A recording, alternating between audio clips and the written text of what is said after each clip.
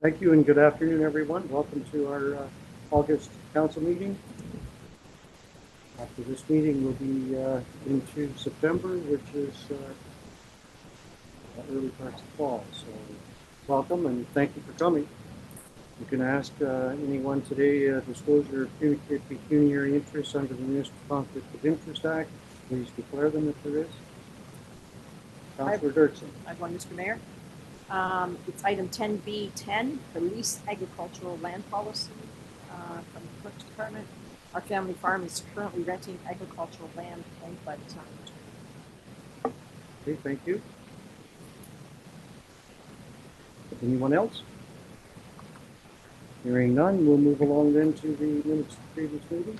A motion by Deputy Mayor Anderson, seconded by Councillor Potovitz, that the minutes of the town of Minto, July 9th, 2024, regular council meeting be approved. All in favor of the motion? Carried, thank you.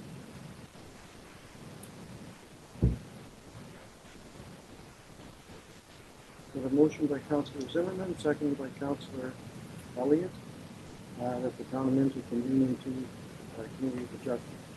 All in favor of that motion? Before I start, before we start, I'd like to ask whoever's speaking, when you are speaking, that you approach the podium, state your name, and go into your preamble and spiel. So that way everybody can hear you. Okay, so today we have a public hearing, MV 2024-005, Mervyn Weber, 6721 Wellington Road, 109. I'd like to call the meeting to order and state that any decision reached by this committee today cannot be used as a precedent. Each application considered by the committee is dealt with on its own merits, and no two applications are exactly the same. The public meeting is to consider minor variance application MV 2024-05, Mervyn Weber, and I'd like to ask Secretary Treasurer McRobb to say a few words. Thank you. The property subject to the proposed minor variance application is legally described as Concession D, Part Lot 113, Registered Plan 60R2929, Part 3 and Part 4, with a municipal address of 6721 Wellington Road 109 in the town of Minto. The subject property is approximately 0.6 or 1.7 acres in size. The proposed effect of this minor variance application is to construct a 111.5 meters squared or 1,200 square foot 3-car detached garage. This property is currently zoned A1 Agricultural Exception Zone and C559 Highway Commercial Exception Zone. The proposed detached garage will be located within the A1 zone, which allows accessory structures with a minimum front yard setback of 18.3 meters or 60 feet and a minimum center line setback of 33.28 meters or 109.2 feet. The proposal includes a reduction to the minimum front yard setback of 8.8 meters or 28 feet 10 inches and a minimum centerline setback of 27 meters or 89 feet. The notices were mailed to the property owners within 200 feet or 60 meters of the subject property, as well as the applicable agencies on July 31st, 2024, and posted on the subject property on the same date. Reports and comments have been received from both the town of Minto and Wellington County. I'd like to advise that no speakers registered to participate in the public meeting. Thank you, Annalee. So moving along here, I'm going to ask Sama Eghai, a Director of Planning for the town of Minto, to enlighten us on this. Please, Sama. Thank you, Mayor Turton. As I mentioned, the application before the Committee of Adjustment concerns a property located at 6721 Wellington Road 109, owned by Mervyn Weber. The owners wish to construct a 111.5 square meter 3-car detached garage. The property zoning is A-1, which means agricultural exception, and which permits accessory structure with the minimum front yard setbacks of 18.3 meter and the minimum center line setbacks of 33.28 meter. The proposal includes a reduction to a minimum front yard setbacks of 8.8 meters, and the minimum center line setbacks of 27 meters. The property currently has a single-family detached dwelling with an attached garage in the agricultural zone and a bakery and retail store in the hamlet commercial zone. The proposed garage is within the agricultural zone, and the proposed site currently has a small accessory shed that will be relocated. The application has been circulated to the usual agencies and properties owners within 200 feet of the subject property, with no concerns being raised to the town. Town staff reached out to the county roads department and received feedback. The county supports the requested 27-meter center line and front yard setback relief as long as no structure are placed within 27 meters of the center line. Town of Minto staff have reviewed and discussed the application and have no concern with the proposal. The application meets the four tests of a minor variance under the Planning Act. It is considered minor in nature and aligns with the general intent and purpose of both the zoning bylaw and the official plan. If the council has any questions, I'll be happy to answer them. Thank you, Sama. We'll save our questions. So the other thing that I'd like to point out, we're having a glitch today with our audio, video, and it's not on the screen. I'm sorry about that. Do we anticipate it being fixed, Quinn?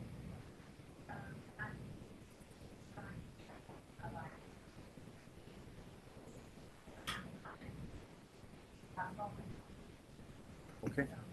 So we apologize for that inconvenience. Normally we have the drawings and everything on the screens, and today we're backing up 4 or 5 years.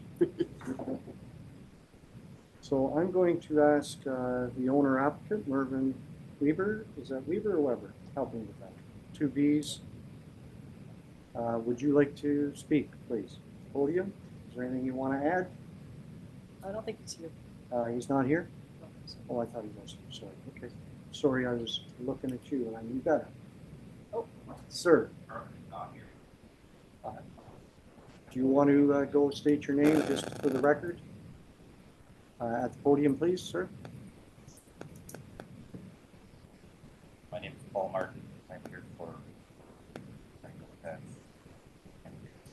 Okay, Paul, would you mind just staying there in case there is questions?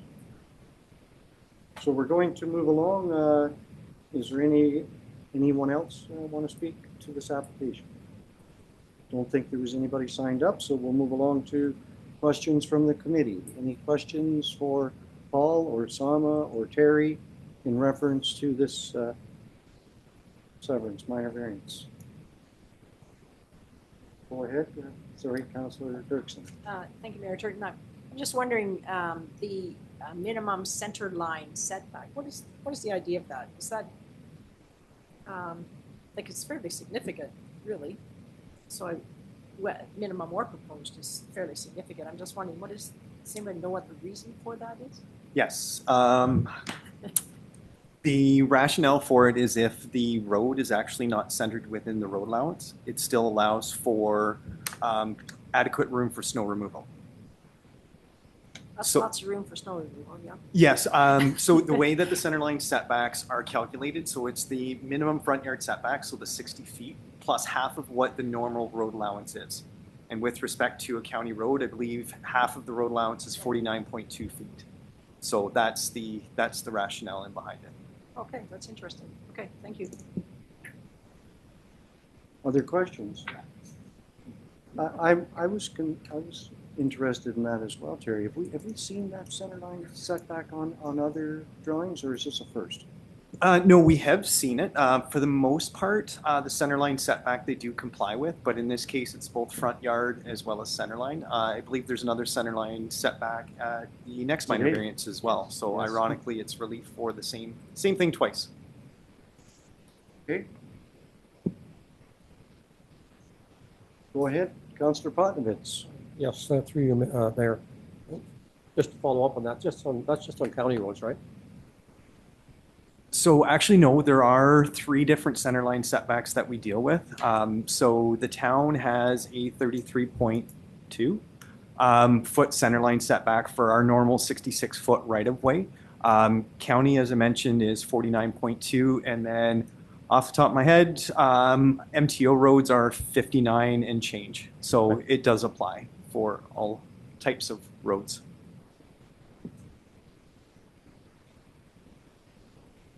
Okay. Okay. Paul, you don't have to respond to anything. We're going to move along. So thank you for coming.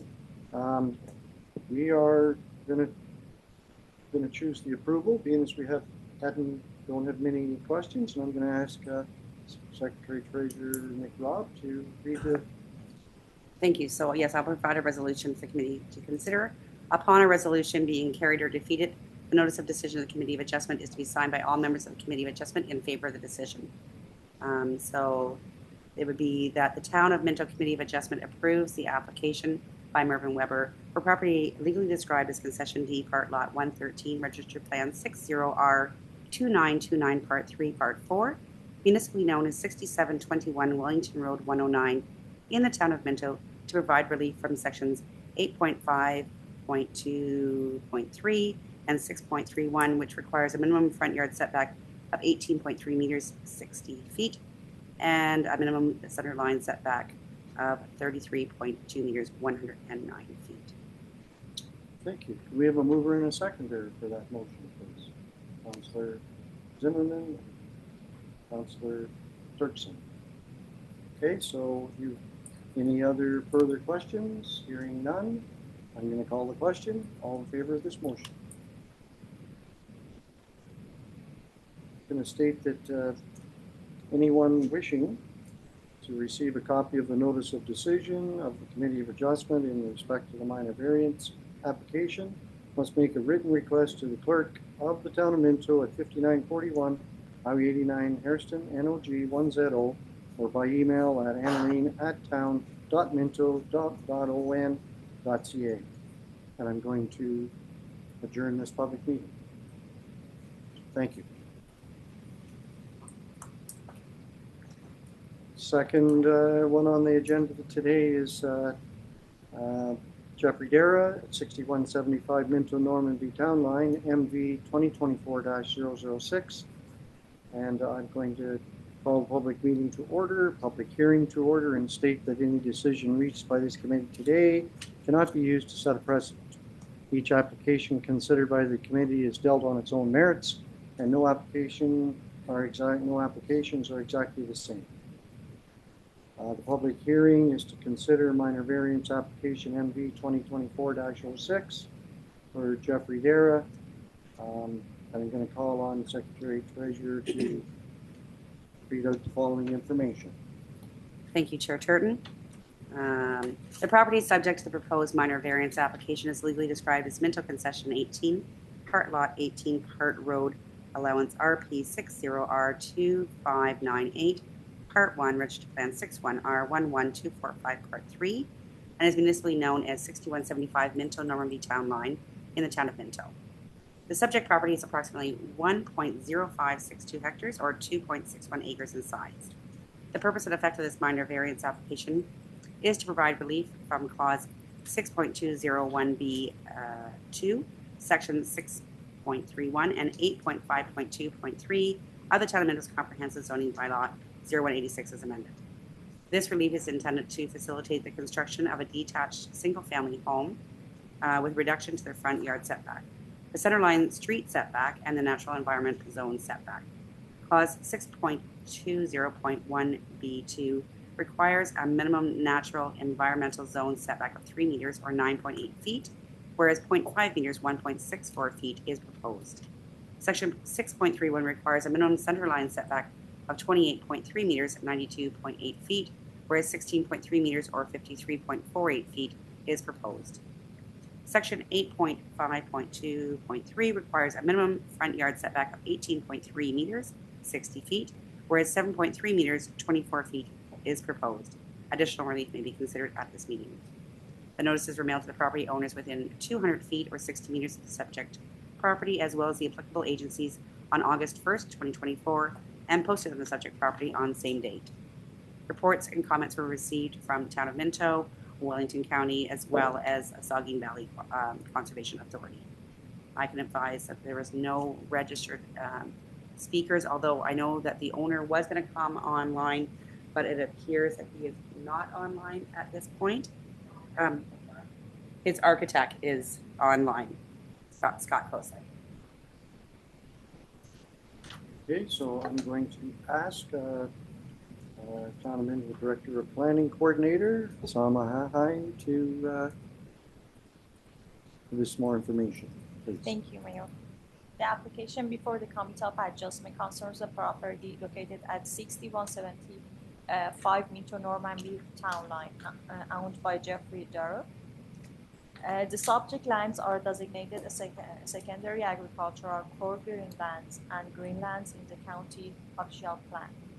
The owner wished to construct a single-family detached dwelling. The zoning of the property is agricultural and natural environments, which has a specific requirement mandates a minimum front yard setback of 18.3 meters and the minimum center line setbacks of 28.3 meters and the minimum natural environment zone setbacks of 3 meters.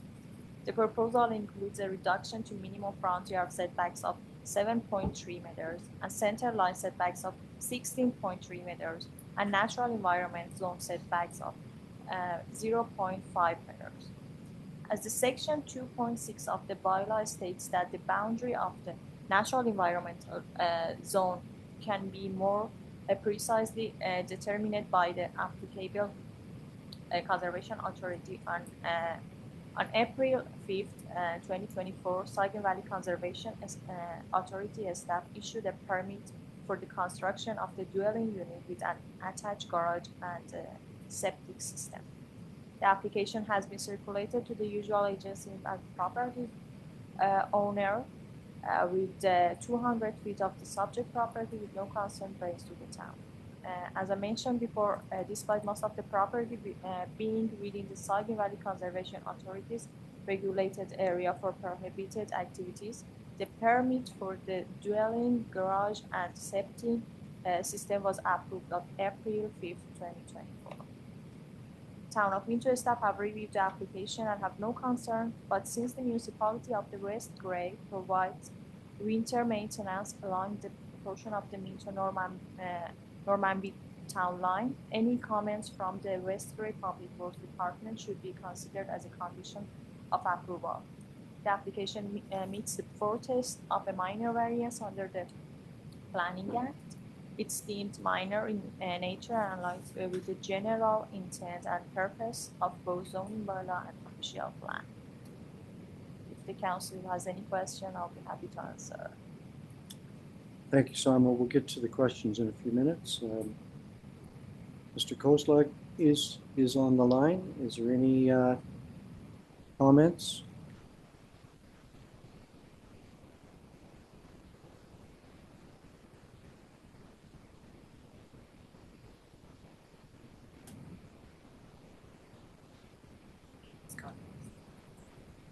Scott, are you there? Hello. Hello, Scott. Welcome to the council meeting today. Thank you. Have you heard, did you hear Sama's comments? I did, yes. Is there anything that you would like to add? I don't think so.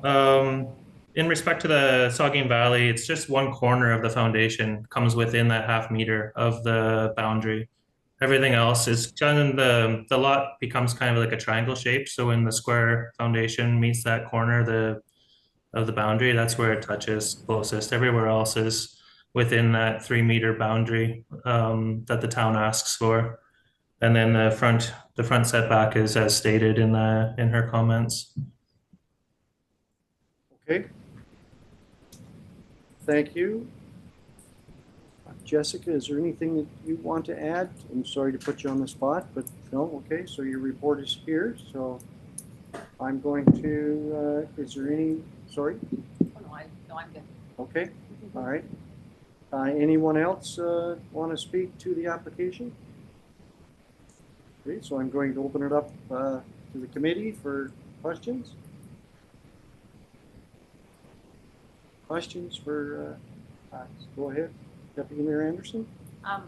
Just a question, where is the house to be located on this property?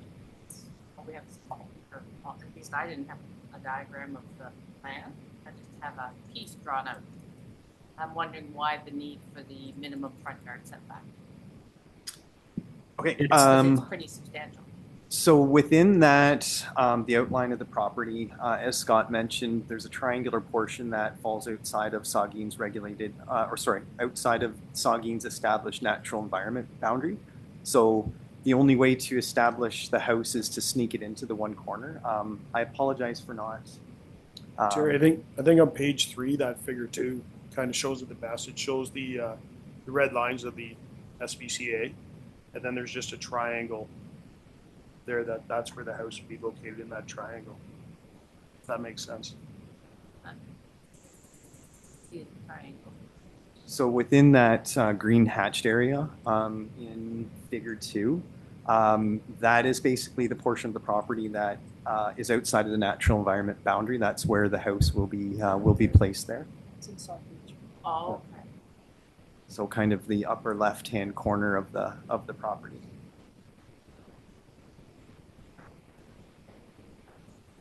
Okay, thank you. Do you see the picture, Deputy Mayor Anderson? I do, You do, okay? but I didn't realize that's where the house was going. Okay. Any other questions?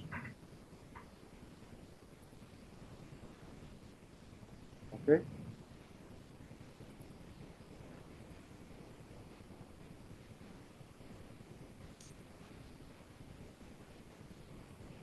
Scott, your no further comments?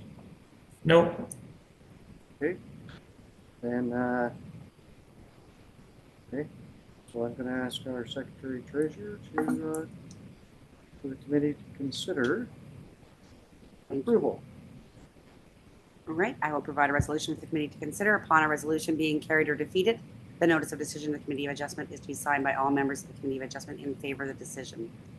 The Town of Minto Committee of Adjustment approves the application by Jeffrey Dara for property legally described as Minto Concession 18, Part Lot 18, Part Road Allowance, Register Plan 60R2598, Part 1, Register Plan 61R11245, Part 3, municipally known as 6175 Minto Norman B Town Line, in the Town of Minto, to provide relief from Clause 6.201B2, Section 6.31, and 8.5.2.3, which requires a minimum natural environmental zone setback of 3 meters, 9.8 feet, and a minimum center line setback of 28.3 meters, 92.8 feet, and a minimum front yard setback of 18.3, 60 feet. We need a mover and a second. Yes, can we have a mover? Thank you, Councillor Gunson. Councillor Potnovitz. Other questions? Any other questions? Hearing none, I'm going to call the question. All in favor of the motion? That's carried. Thank you. Going to state that anyone wishing to receive a copy of the notice of decision of the Committee of Adjustment in respect to the minor variance application must make a written request to the clerk of the Town of Minto at 5941 Highway 89 Harriston, NOG1ZO, or by email at annalene@town.minto.on.ca. And I'm going to, if there's no other questions, I'm going to officially adjourn the public meeting. Thank you. So we're going to move to, thank you, Scott. I have a motion by Councillor Dirksen, second by Councillor Elliott, that the Town of Minto Town Council convenes into the committee as a whole. All in favor of the motion? Carried, thank you. So we have a public meeting today. It's ZBA 2024-07, Larry Stever, 33 to 37 Nelson Street, 26 Park Street, Clifford. Going to be chair of this public meeting. And I'm going to state that if a person or public body does not make an oral submission at the public meeting or make written submissions to the Town of Minto before the bylaw is passed, the person or public body is not entitled to appeal the decision of the town of Minto to the Ontario Land Tribunal, and the person or public body may not be added as a party to the hearing of the appeal before the tribunal unless, in the opinion of the board, there are reasonable grounds to do so. And to ask Clerk Nick Robb to state the municipal address and the legal description of the property, purpose and effects of the application, and date that the notices were sent. Yes, thank you, Mayor Turner. The property subject to the proposed amendment is located at Concession D, Hart Park Lot 6, East South Minto Street, Registered Plan 61R10860, Parts 5, 6, and 7, Clifford, in the town of Minto. The subject property is approximately 0.44 hectares, or 1.09 acres in size.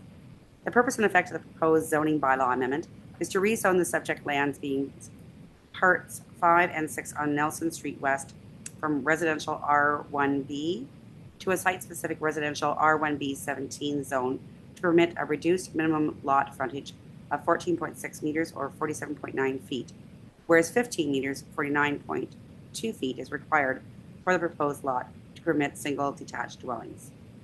This rezoning is a condition of consent application B105-23 and B106-23 that were granted provisional approval by the Wellington County Land Division Committee.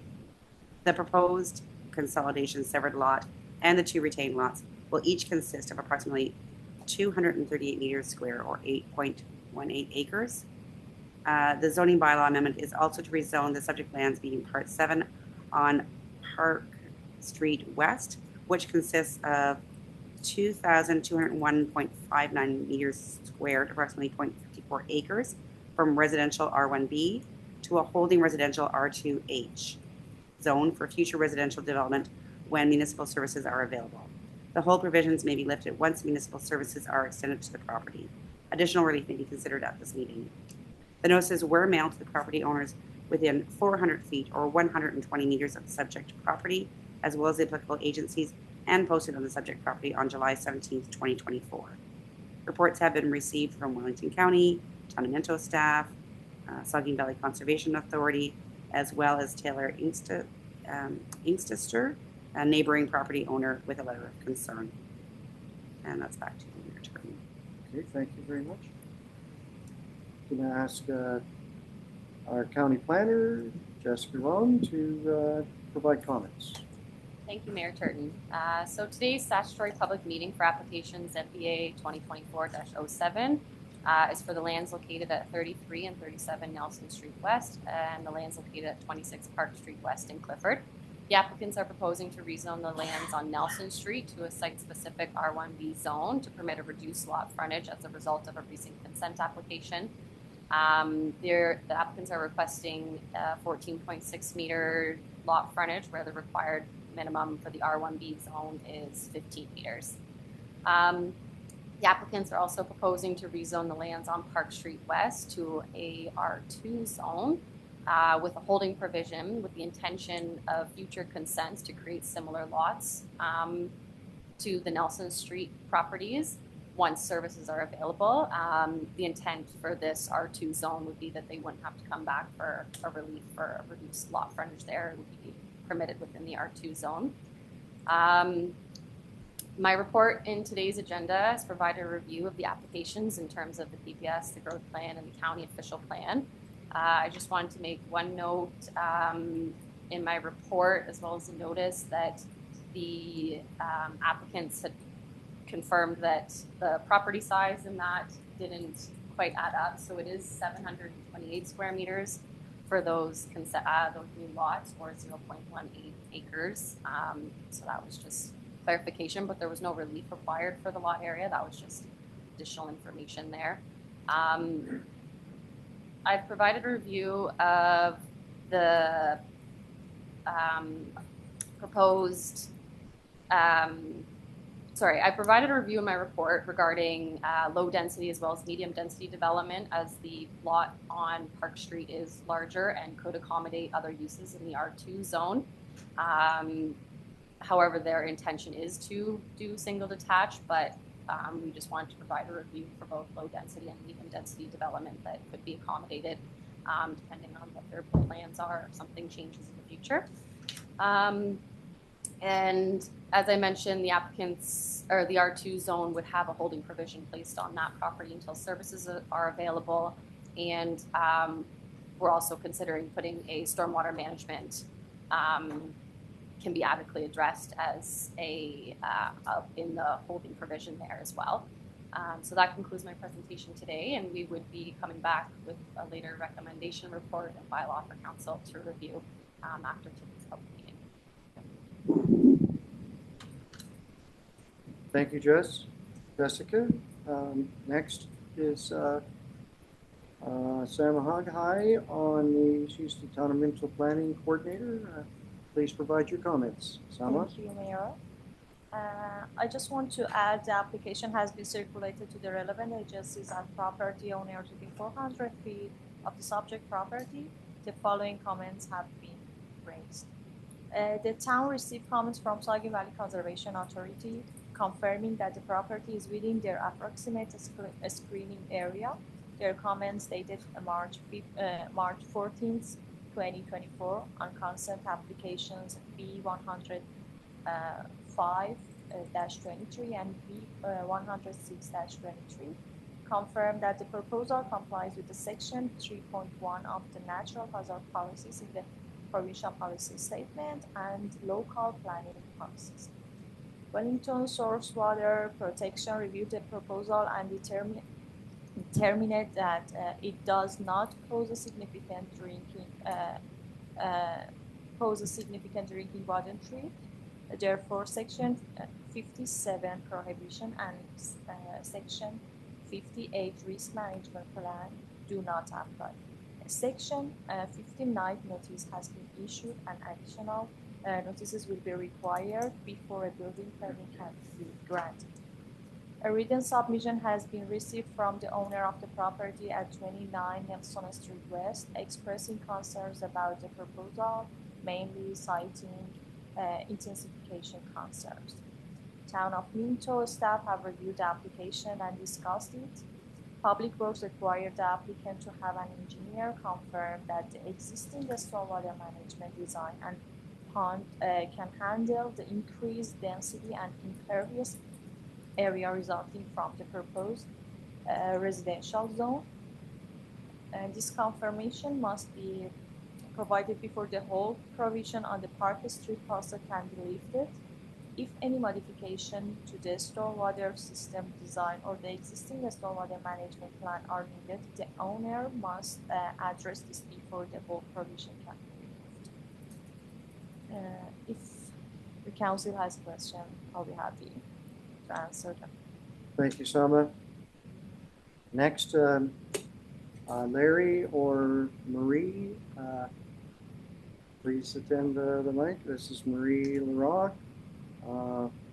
land use planner. Go ahead, Marie.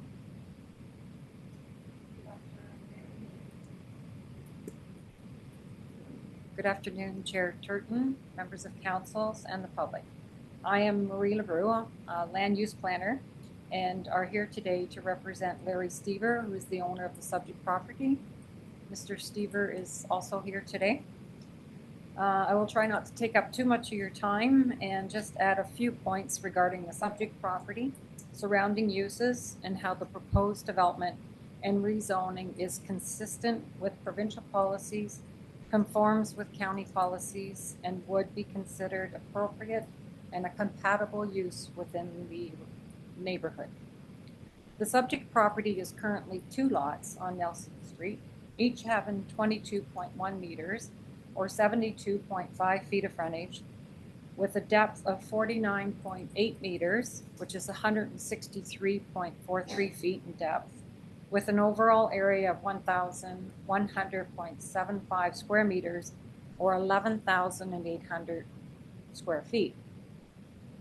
The lot on Park Street West has twice the width and area with the same lot depth. The lots are vacant, cleared lots with a gradual slope downward to the southwest. Surrounding uses to the northwest across Nelson Street West is a commercial property for an internet mobility service company. To the west and east is residential, And to the southwest, across Park Street West, is a large parcel of land being farmed and zoned for future development that could be a new subdivision. What is the proposed development? So the consents were granted, as mentioned, by the Land Division Committee on April 17th, 2024. The consents will change the 2 lots on Nelson Street to be 3 lots with frontages of 14.63 meters or 47.9 feet of frontage and a depth of 163.3 feet with an area of 728.5 square meters, which is 7,845.8 square feet for a single dwelling on each. Mr. Stever has indicated to me his interest to create 3 lots, being of the same size on the Park Street West property, once municipal water and sewers are extended in front of the lot. This is pending timing and cost for servicing. As mentioned, the current zoning on the property is the R1B zone, which requires a minimum lot frontage of 15 meters or 49.2 feet and a lot area of 465 square meters or 5,005.4 square feet. The proposed lots will have just 1.3 feet less than what is required in the R1B zone.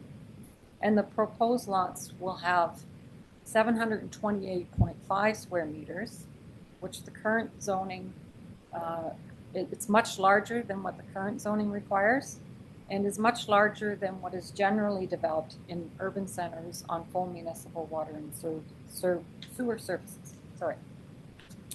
In my opinion, the proposed dwelling on the proposed lots with a large backyards would be in keeping with the character of the adjacent residential lots in this neighborhood.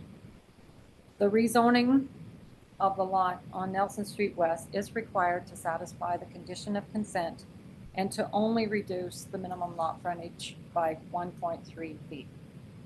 The rezoning on the Park Street West lot is to permit future residential development once municipal services are extended. The hold provision is added to the zoning to not permit the development until the services are extended and available. The provincial and county policies encourage and promote additional residential development in urban centers with municipal water and wastewater systems such as what exist in Clifford, so as to make the best use of land and more efficient use of the services. The proposed rezoning is consistent with provincial policies, conforms to the county plan which permit additional residential development on the subject property. The proposed development will be compatible and in keeping with the character of the adjoining residential uses. In my professional opinion, the proposed zoning is appropriate in the best interest to the public and make efficient use of the lands and services and represents good planning. We would like to thank the Town of Minto staff and county planners for their assistance with this development. Thank you, Council, for giving us an opportunity to speak to the rezoning, and we'd be more than happy to answer any questions if there are any. Thank you very much. If you don't mind staying right there, Marie, we could have some questions, maybe. I'm going to ask if there's anyone else wishing to speak to the application. Sir, please make your way to the microphone, state your name.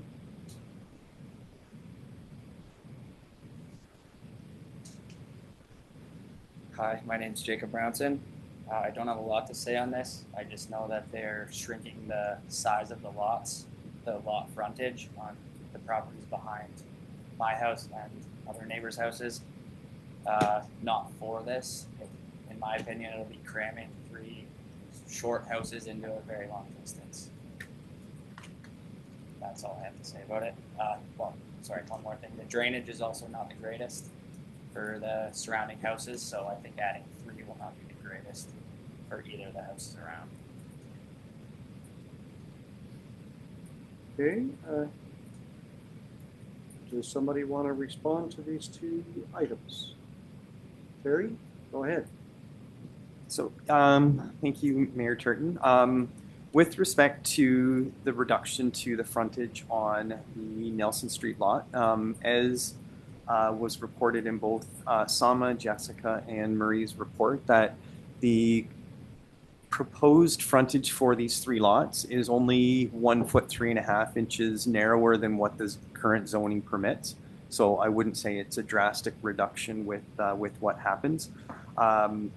I know the subdivisions that are being created now, not that we can compare this to it, they're looking for frontages that are even a lot less due to the provincial intensification targets.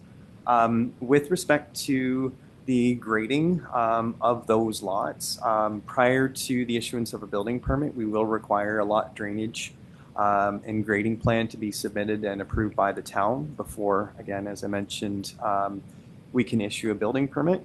And as Sama indicated in her report, prior to lifting the hold of the Park Street parcel, the stormwater management system has to be verified for the proposed development on Park Street at that point. So those are my responses.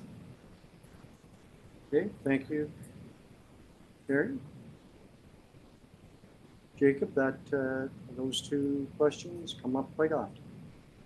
So, and I know that going ahead, it's all under the jurisdiction of the town, all these lots. And another question, do you have a response? No? Okay.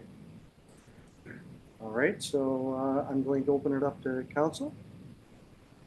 Questions in reference to this? Steve or property? And I was going to say the same thing. 49.2 feet. We have others right now that we're looking at less than that. To meet the provincial density targets, in addition to having multi-res within a subdivision, the requests that we're seeing are less than 40-foot frontages is what's being asked. The town has pushed back at that with their minimum frontage for a more denser type of zoning than what's being requested is down to 40-foot frontages. So it definitely, as Marie did indicate, it is kind of the nature of the development styles permitted. And I know that the drainage and water is always an issue, and you know, you're keeping an eye on that. You're the watchdog, Terry. Okay, so next then is response. Larry, Marie, any response? No, I would just agree with Terry and the comments. Definitely understand how when you have these small communities, they don't want to see the higher density developments.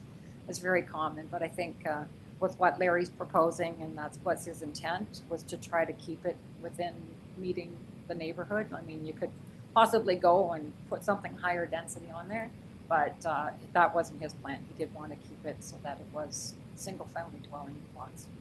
Okay, thank you very much. And if there's no further questions, I'm going to read the following.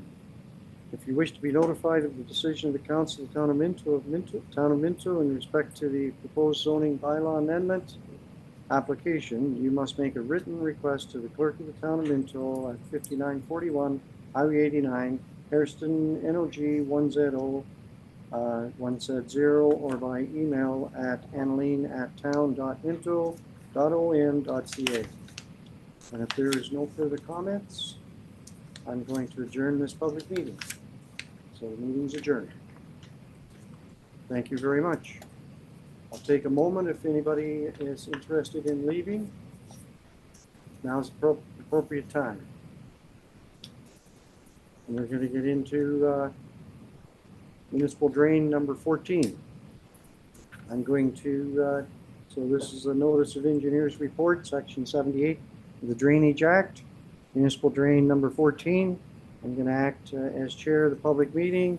I'm going to ask Clerk McRobb to outline the purpose of the meeting and to consider the engineer's report prepared by Streamline Engineering, Inc., dated July 19th, 2024, for drain number 14. Go ahead. Yes, thank you, Mayor Turton. The purpose of the meeting is to consider the engineer's report prepared by Streamline Engineering Inc., dated July 19th, 2024, for Drain 14. Notice of the meeting were sent to 7 landowners along with the report. As well, copies of the report were circulated to town staff, Maitland Valley Conservation Authority, and the Ministry of Agricultural, Food, and Rural Affairs. No speakers registered to participate in the public meeting. Okay, so I'm going to call our engineer, Mr. Trevor Kipfer. You've been here numerous times. If you don't mind your making your way to the mic. Thank you, Trevor.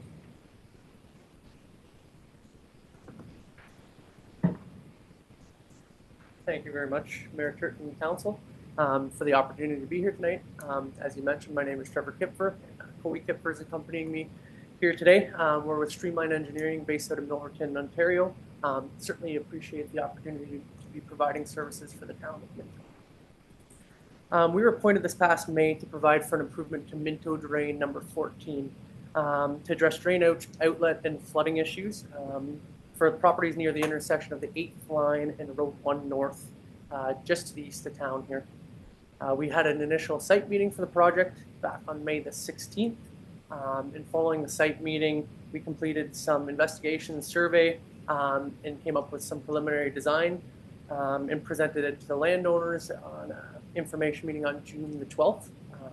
We had a pretty good attendance at both the on-site meeting and the information meeting, and it looks like we have a pretty good attendance here today, so that's good. From those meetings, we had follow-up discussions with the property owners and ended up adjusting our overall scope of work based on their feedback, which gets to what we have documented in our report that might be in front of some of you. Our final proposed design for the project included 65 meters of channel improvement, complete with the installation of riprap erosion protection, 1 road bore consisting of a 30-inch steel pipe through 8th line to be jack and bored through that road, and the installation of about 168 meters of 24-inch plastic pipe, as well as 3 concrete structures and then some other miscellaneous works. The project's a little unique in the sense that there's some challenging construction conditions just due to the low-lying lands. As part of our report, we also made a couple of maintenance recommendations for the remainder of Minto Drain 14, as well as proposing abandoning a few of the branches that were part of the drain that are no longer being used for the purpose of no longer being used as a municipal drain. So as far as the project cost goes, our total project cost we've estimated around $207,000. That's consisting of $131,500 estimated for construction, allowances estimated at $4,500, administration costs, including our time to prep the report, tendering, construction review, permitting fees, printing fees, so on and so forth, of $71,000. As far as how those costs are divided, the report summarizes approximately $59,500 is assessed to municipal lands, $300 to non-agricultural lands, and the remaining $147,200 to agricultural properties. As a result, there's also the OMAFRA 1/3 grant applicable to farm tax class properties for this project. We're anticipating approximately $49,000 in OMAFRA grant to subsidize the cost of some of this work. And that is all that I have to present at this time. Thank you very much. Thank you very much, Trevor. If you don't mind staying there for a moment, I'll ask Brian Binkley, member of our town staff, for additional comments. I don't really have any additional comments to add right now. Trevor pretty well covered everything. Okay, thank you. Then I'm going to ask if there's any speakers registered who'd like to say anything on this matter. Okay. I'll take that as a no. Okay. Council questions then, further comments?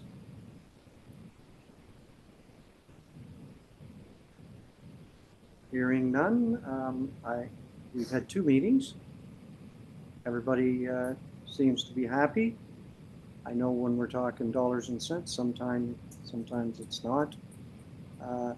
It's getting this drain fixed up the way it should be is the most important thing, Mr. Kipfer, and I appreciate you taking this on. So and we're relying on you for your comments. And hopefully, with your recommendations, why we'll move this along. So, no questions, then I'm going to state, there's no further questions. Anyone? Nobody? Okay. Council must decide whether or not to proceed with the project by provisionally adopting the engineer's report by bylaw or referring the report back to the engineer for modifications. There's no right to appeal assessment or other aspects of the engineer's report at this meeting. These appeal rights will be made available later in the procedure. So through you, Go Mayor ahead, Turton. clerk. I just would like to note that a bylaw will be presented during open council. I believe that's the wish of council and what I'm mishearing here. There's no reason not to go ahead on this. So I'm going to officially adjourn the meeting considering the engineer's report, drain number 14. And we'll consider the bylaw later. Thank you very much. You guys have work to do.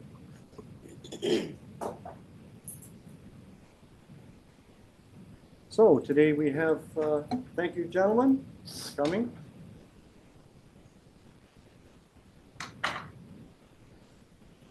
We have one delegation.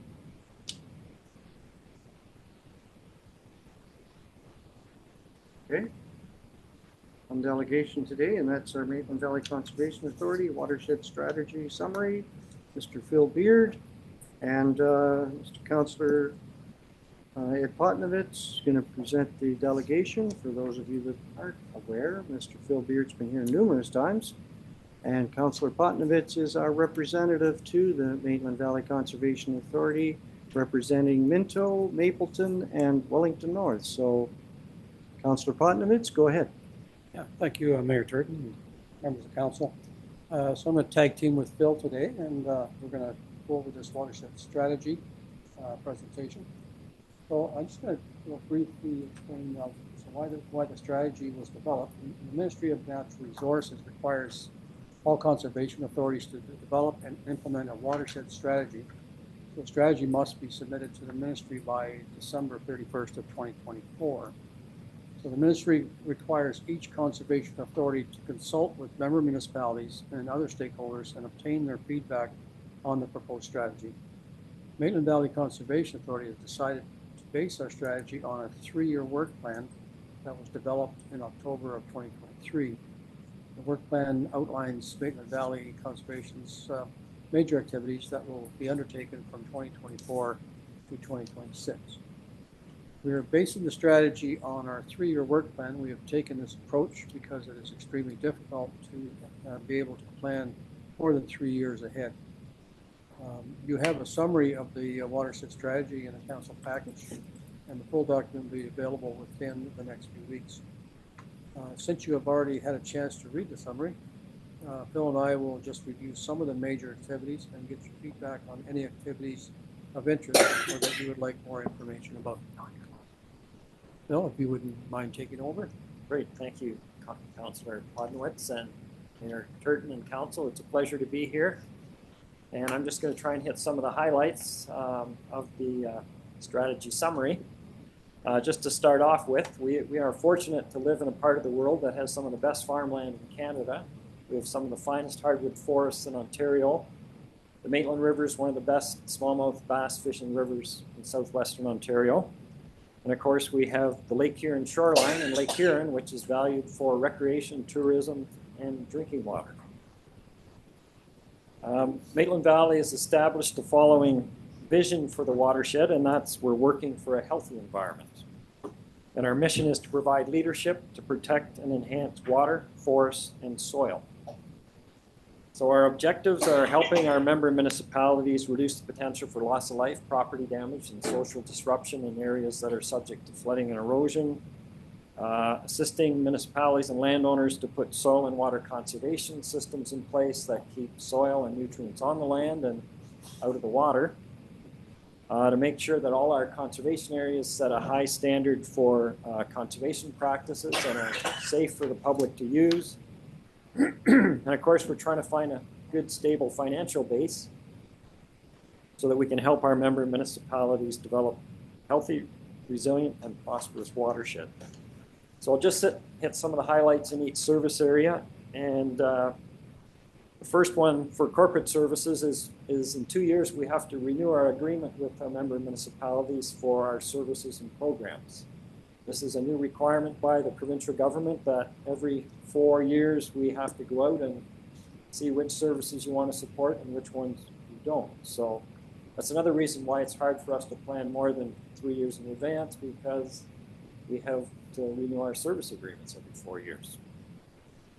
One of the other major priorities is to make sure that we have continued support from the Ministry of Environment and the Ministry of Agriculture, Agribusiness and Food for the Healthy Lake Huron Collaborative, which is federal, provincial, county, health units, conservation authorities all working to make sure our beaches are safe and usable by people, and that all the watersheds that flow into them are healthy and have good water quality as well.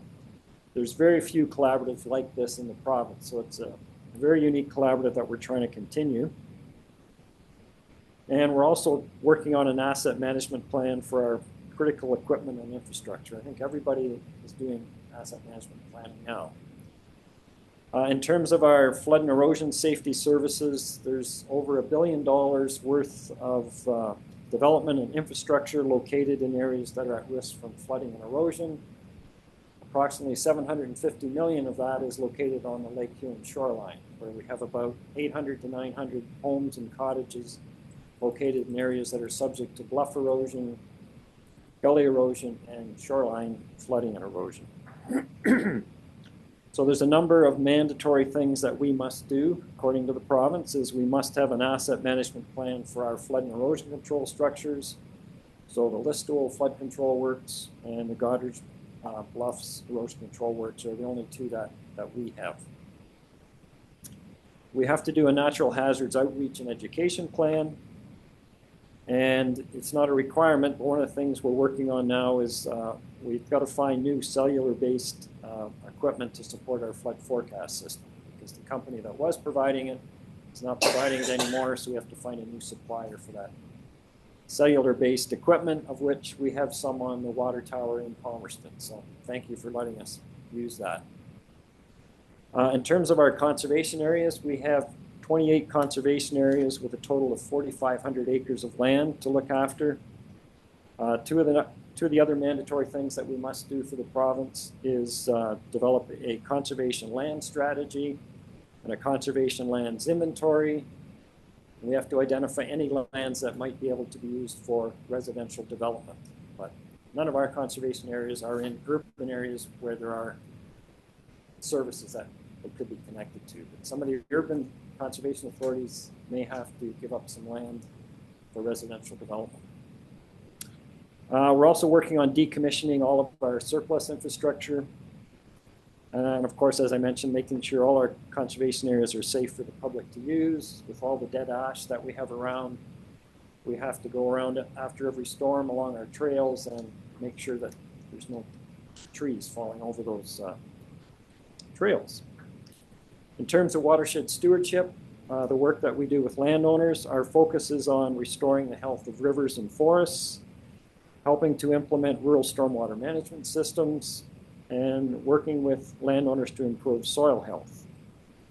And the areas in greatest need for natural cover or for naturalization are our floodplain areas, river valleys, and buffering watercourses. For rural stormwater management, we're looking at areas where they have steep slopes that are used for agriculture, so that we can slow the water down, spread it out, and let it soak into the ground. We're promoting the use of cover crops to keep the land covered in the winter. With our warmer, wetter winters, we're seeing more rain and more runoff in the winter, and the land traditionally is not covered with crops. We're also having to develop new approaches for restoring natural areas and develop higher standards for stormwater management due to our changing climate.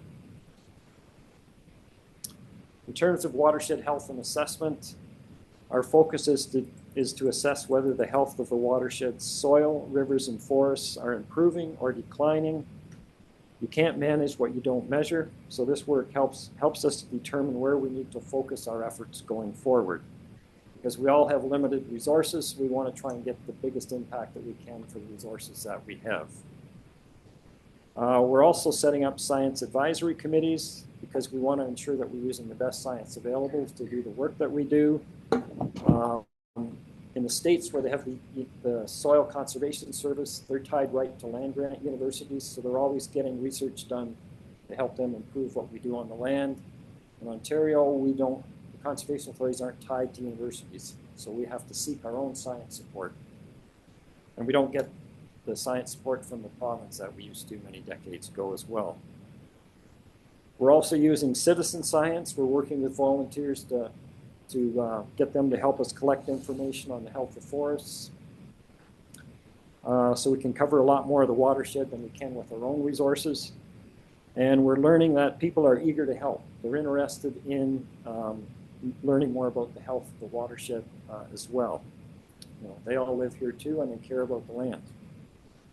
In terms of drinking water source protection, of course, the focus is working with our member municipality to protect the sources of municipal drinking water across the watershed, which ranges from wells to Lake Huron. Goderich gets their water right from Lake Huron. And there will be updates to the wellhead protection areas in Lucknow, Century Heights, and in Minto. So that's my overview of the strategy, and I'll turn it over to Councillor Podnowitz for some closing remarks. Yeah, so Council has the strategy that was forwarded by Maitland Valley Conservation. I believe the mapping was also forwarded. It's not on our agenda, but mapping is in the council packages now, or not council packages, but in your emails. And Maitland Valley would appreciate receiving municipalities' feedback on the strategy by September 30th, if possible. So if any council members have any comments or feedback, it would be appreciated if you could get those comments back by that date. And I'd like to thank Phil for coming out and presenting. Thank you, Councillor Potnowitz. Mr. Beard, thank you for coming. We'll open up the floor, if you don't mind. You're taking questions today.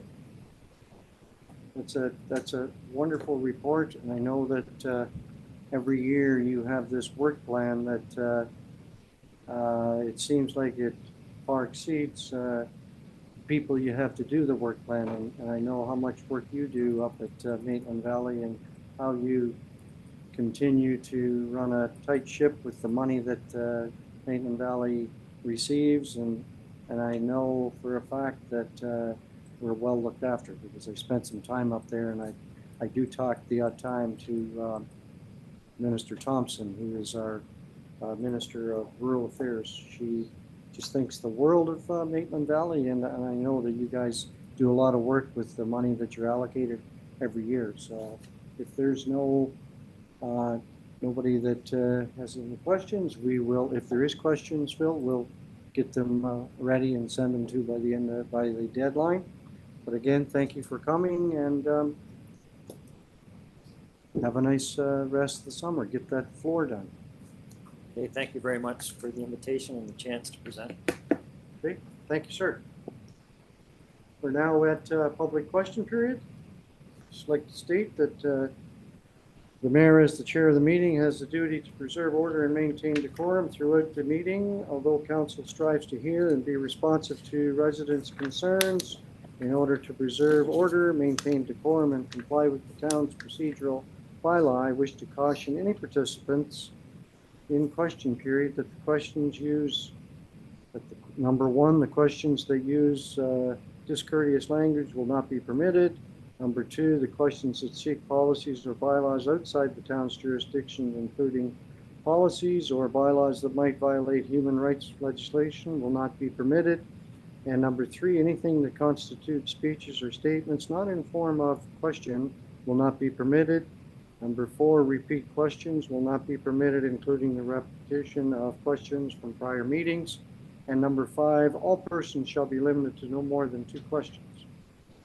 So we're into question period. Is there any public question period today? Okay. Then we'll move along to correspondence. Received for information, we've got 5 items, and I'd like to, the recommendation moved by Councillor Dunson, seconded by Deputy Mayor Anderson, that the council receive the correspondence as information. We have 5 items. Is there anything that anyone wants to bring forward or talk about other than, okay? Then I'm going to call the question. All in favor of receiving the correspondence as information? Sorry, yeah, all in favor? Okay, carried, thank you. Then we're going to move into staff reports, and I'm going to pass the chair over to Councillor Gunson. Thank you, Mayor Turton. Public Works, we have one report today. It's on Minto Pines Wellhead Protection Area Amendment, and we'd like to thank Cal Davis for coming today, and Cal's going to present the report. Thank you very much, Chair Gunson. Mayor Turton, members of council, pleased to present this report for your consideration. So this is a report required by the Clean Water Act for your review, and if you wish endorsement. It's in relation to the replacement or the new Minto Pines well that you recall went into service in the spring. So this is in some ways an administrative amendment. They had to move the well. So the well moves 6 meters from the previous well location, and that then means that the wellhead protection area around it, specifically the 100-meter circle, also moves. So to update that needs to be updated in the Saugeen Valley Source Protection Plan, and for the Conservation Authority to do that, they do need endorsement from the town and the county that you are in support of that movement. So they have bundled this with some other changes within the watershed. You'll see in that notice, it's fairly lengthy. There's a few other maps outside of the county that don't apply, and there are some policy amendments which aren't really the subject of the report, as they are considered administrative in nature and are just bundled together for transparency. Be pleased to take any questions on the report or the recommendation. Thanks, Cal. I'll read the recommendation. Moved by Councillor Dirksen, seconded by Councillor Zimmerman. The Council of the Town of Minto receives report PW 2024-019 Minto Pines Wellhead Protection Area Amendment prepared by the Risk Management Official for information purposes, and further that the Council of the Town of Minto pass a resolution in support of the proposed Wellhead Protection Area Amendment for the Minto Pines Municipal Water System, and further that the Council of the Town of Minto directs staff to forward that resolution to the Saugeen Valley, Grey Sauble, Northern Bruce Peninsula Source Protection Region. Any questions for Kyle? Mayor Turton. Thank you, Mr. Chair. It's just a comment. For those of you folks that aren't aware, Kyle is the Wellington County risk management official, and I know that he works very closely with, I've seen him sitting there talking to Phil today. I know he works very closely with our conservation authorities, and I know how much that the gals and the staff up there appreciate your input, your knowledge, and I just wanted to thank you for that. You're here today on just something that looks fairly minor, but it really isn't. It's something that we need to do, like you said, and so I have no further comments. Okay, so I see no other questions. I'm going to ask for the vote. All in favor? That's carried. Thank you. Thanks for coming, Kyle. Thank you very much. I'm going to pass the chair back to Mayor Turton. Thank you, Chair. Okay, so we're going to move along here into the ACTEV 2024-012. It's the Float King Manufacturing Corporation. It's an agreement of purchase and sale at 425 Minto Road, and I'm going to ask our ACTEV manager, Belinda Wick, to present the report. Thank Belinda you, Mayor Turton. Graham, pardon me. Okay. So Thank you, Kyle. Take care. As council is aware, we have sold and purchased back 425 Minto Road several times. Hopefully this is the last. It's a 1.7 acre parcel at the back of the Palmerston Industrial Park. And we've been in conversations about this property with Float King since the beginning of May. And we are now prepared to bring forward the APS. Float King Manufacturing is a family-owned business. It started over 60 years ago in Fergus. and they manufacture a complete line of trailers, principally for the transportation of construction equipment. We have no concerns over the minimum lot coverage, as it would be 14,350 square feet, which is 19.4%. And they also plan on constructing beginning April 2025, completion by November 2025. So that meets all of our development covenants. They offered full asking price of $102,000. And with the size of the building and our existing development charges, we would have raised $78,351 in development charge fees. So the report today is just to ask the council endorse the agreement of purchase and sale and have the mayor and clerk sign those documents. Thank you, Belinda. The recommendation is moved by Councillor Gunson, seconded by Councillor Potnovich, that the Council of Town of Minto receive report ECDEV 2024-012 prepared by the Director of Economic Community Development regarding the sale of land in the Palmerston Industrial Park to Float King Manufacturing Corp. For information purposes, and further that the Council of the Town of Minto considers a bylaw in open session authorizing the mayor and the clerk to sign the agreement of purchase and sale. Linda, you make this sound so easy, and it's really not that easy all the time. Correct? When you're negotiating these piece of property. Where are we now? So how many do we have left in the Palmerston Industrial Park? One parcel that's 3.9 acres remaining, and we do have an inquiry on that parcel as well. Questions for Belinda? I'm going to call the question. All in favor of the motion? That's carried. Thank you very much. We'll go on to the next one then, the Launchit Business Exploration Center relocation, ECDEV 2024-013, and I'll ask Belinda to present. Yeah, thank you. As you know, Launch at Minto celebrated our 10th anniversary this June. It's hard to believe it's been 10 years, and we have operated out of the same location for those full 10 years and have had great support from the landlords that we've worked with. This spring, we had the opportunity to host a Move to Minto open house where we worked with an interior designer to design renderings for the various properties that participated in the tour. The Old Post was one of those properties, and that kind of sparked our interest. We do have a lot of use of Launchit space in terms of the boardroom, the meeting rooms, and the co-working space, not so much the interior offices that don't have windows. So we got looking at the cost difference from where we are now to where we would potentially move, and it was substantial. We were able to move to a smaller location, yes, but all the areas where we make money off of Launchit is the areas that we would be able to have and still continue to operate at the Old Post. So we have notified our landlord, and he's aware that we're looking at moving. And yeah, we're just excited to potentially move to the Old Post in February. And as you can see there, it would have significant cost savings for us, as well as a lot of other benefits in terms of being right in the heart of the downtown, good parking, good mix of businesses in that professional office space already. It's accessible. Yeah, a lot of positives to relocate, and we'll be helping our existing landlord with finding new tenants.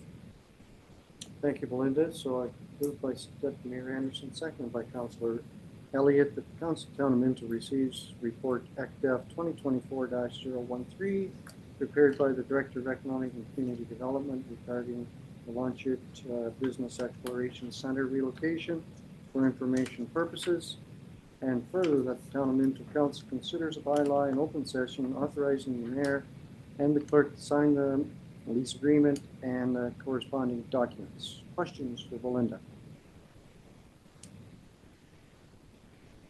Go ahead, Councillor Potnovich. Belinda, what's the term of the lease? Is it a 5-year lease? Yeah, we did a 5-year lease, and we were able to negotiate the same rate over the 5 years. So we do not have escalating rent. It's set, all the pricing for everything is set the same over the next 5 years. So we're really happy with working with that landlord and meeting both of our needs.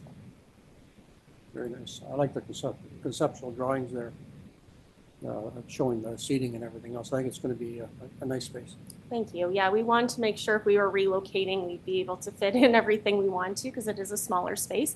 If we do want to host larger events, the postscript space is available for our renting as well. And now the new cafe is there. We have in-house catering for our training and events, which is nice to have right handy too. So. And if all else fails, we have all kinds of other larger facilities that can be used. And, the accessibility ramp and everything is there. Does the building own the parking behind? Yes, yes. So we have access to the parking there, which is nice. I have to kick some of those Triton guys out of the way, but Mayor Turton, one follow-up. Sorry, go ahead. Is this on the main floor or on the basement? This would be up the steps on the main floor there. So where hair therapy used to be, it's on the same level as John Nader. So John Nader's office will be our neighbor, and Triton is upstairs, and then the basement is the new escape room and the postscript. I'm familiar with the basement because they have Harrison Rising meetings there. Yes. So now, where are they they moving? Harrison Rising meetings. They'll be in the space in the launch-it space in the post, but not until February. We're not moving until our lease is up in February unless we find a new tenant to take over our space at the existing launch-it location. Well, sounds like we're moving up. Moving up, yes. And our new landlord's going to hold it for us. We talk about the benefits and the cost savings. Half the council, thank you for you and your team moving us ahead. It's always nice, and I know that there's a lot of beautiful windows in that place, and really like it. So, thank you. I'm going to, if there's no further questions, then I'm going to call the question. All in favor of that motion? That's carried. Thank you very much. So the next item on the agenda is Plan PLN 2024-027, P5024, Donald and Sheila Grind Severance at 6194 Wellington Road, 109 Minto. And I'm going to ask Sama to present the report. Thank you, Mayor. Consent application B50-24 for a prime agricultural severance at 6194 Wellington Road 109 is currently under consideration by the County of Wellington Land Division Committee. The proposal involves severing approximately 1.33 acres of existing agricultural zone land with an existing metal clad shed, while returning approximately 1.33 acres of agricultural land with an existing detached house and shed for a proposed rural residential use. The proposed use of the created lot is rural residential use too. The property is zoned agricultural, natural, environmental, and designated as a prime agricultural area in the official plan, which generally does not permit the creation of new lots. New lot creation in prime agricultural area is restricted to agricultural uses, agricultural related uses, a residence surplus to a farming operation, lot line adjustment, and community service facilities. Town staff do not support the proposal, as the proposed parcel do not meet the minimum distance separation calculation within our zoning official plan and provincial policy statement requirements, and do not align with the purpose of the lot creation in prime agricultural areas. However, if the council decides to support this application, town staff recommended that the 5 conditions outlined in the report be applied to the approval. Thank you, Sana. Thank you. So, recommendation moved by Councillor Zimmerman, seconded by Councillor Dirksen. The Council of Town of Minto receives report Plan 2024, 2024-027, B5024, Donald and Sheila Grind Severance, prepared by the Planning Coordinator for information purposes, and further that the Council of the Town of Minto recommends that the County of Wellington Land Division Committee not approve the consent application P5024 Donald and Sheila Grind for land legally described as Concession C, Part Lot 92, with the municipal address of 6194 Wellington Road 109 in the town of Minto. Questions? Councillor Gunson. Two things. Should that say Donald, not Ronald? Yep, I changed. And number two, I move to amend the motion to remove the word not so that we approve this. Okay, so can we Do we need a seconder? do that? Okay. Thank you, Councillor Zimmerman. Other thoughts on this? Councillor Dirks. So I think if we're going to go against the staff recommendation, we should kind of think about why we're doing that. Mhm. So my thought would be, as far as the MDS, a to-be-built house is not going to be any closer to the existing barn than the two houses on either side. I also see this additional residential property here being an infill lot. I understand that it's on agricultural land, but it's not been used for agriculture for, I don't know. I mean, I've lived in that corner of the world for 45 years. I've never seen any crops planted on it or any animals grazing it. So, so I guess for those reasons, I would agree with Councillor Gunson's amendment. I guess it's an official amendment, right? Thank Official you. amendment to the motion, not an official amendment. Be careful. Other questions? I mean, I'm inclined to agree as well. I mean, we look at prime agricultural land, and I agree. This unit would have its own well, its own septic. It's not a big hazard to the town. I mean, to our capacity. I agree. I mean, when we start talking about protecting our farmland, this in no way is, it doesn't fit into this category, I don't think.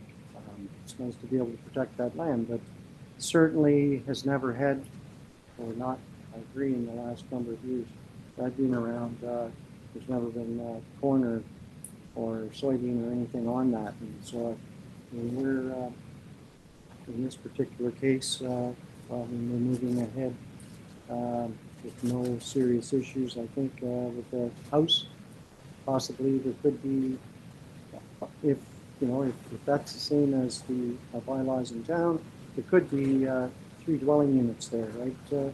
CBO Pipers? That's correct.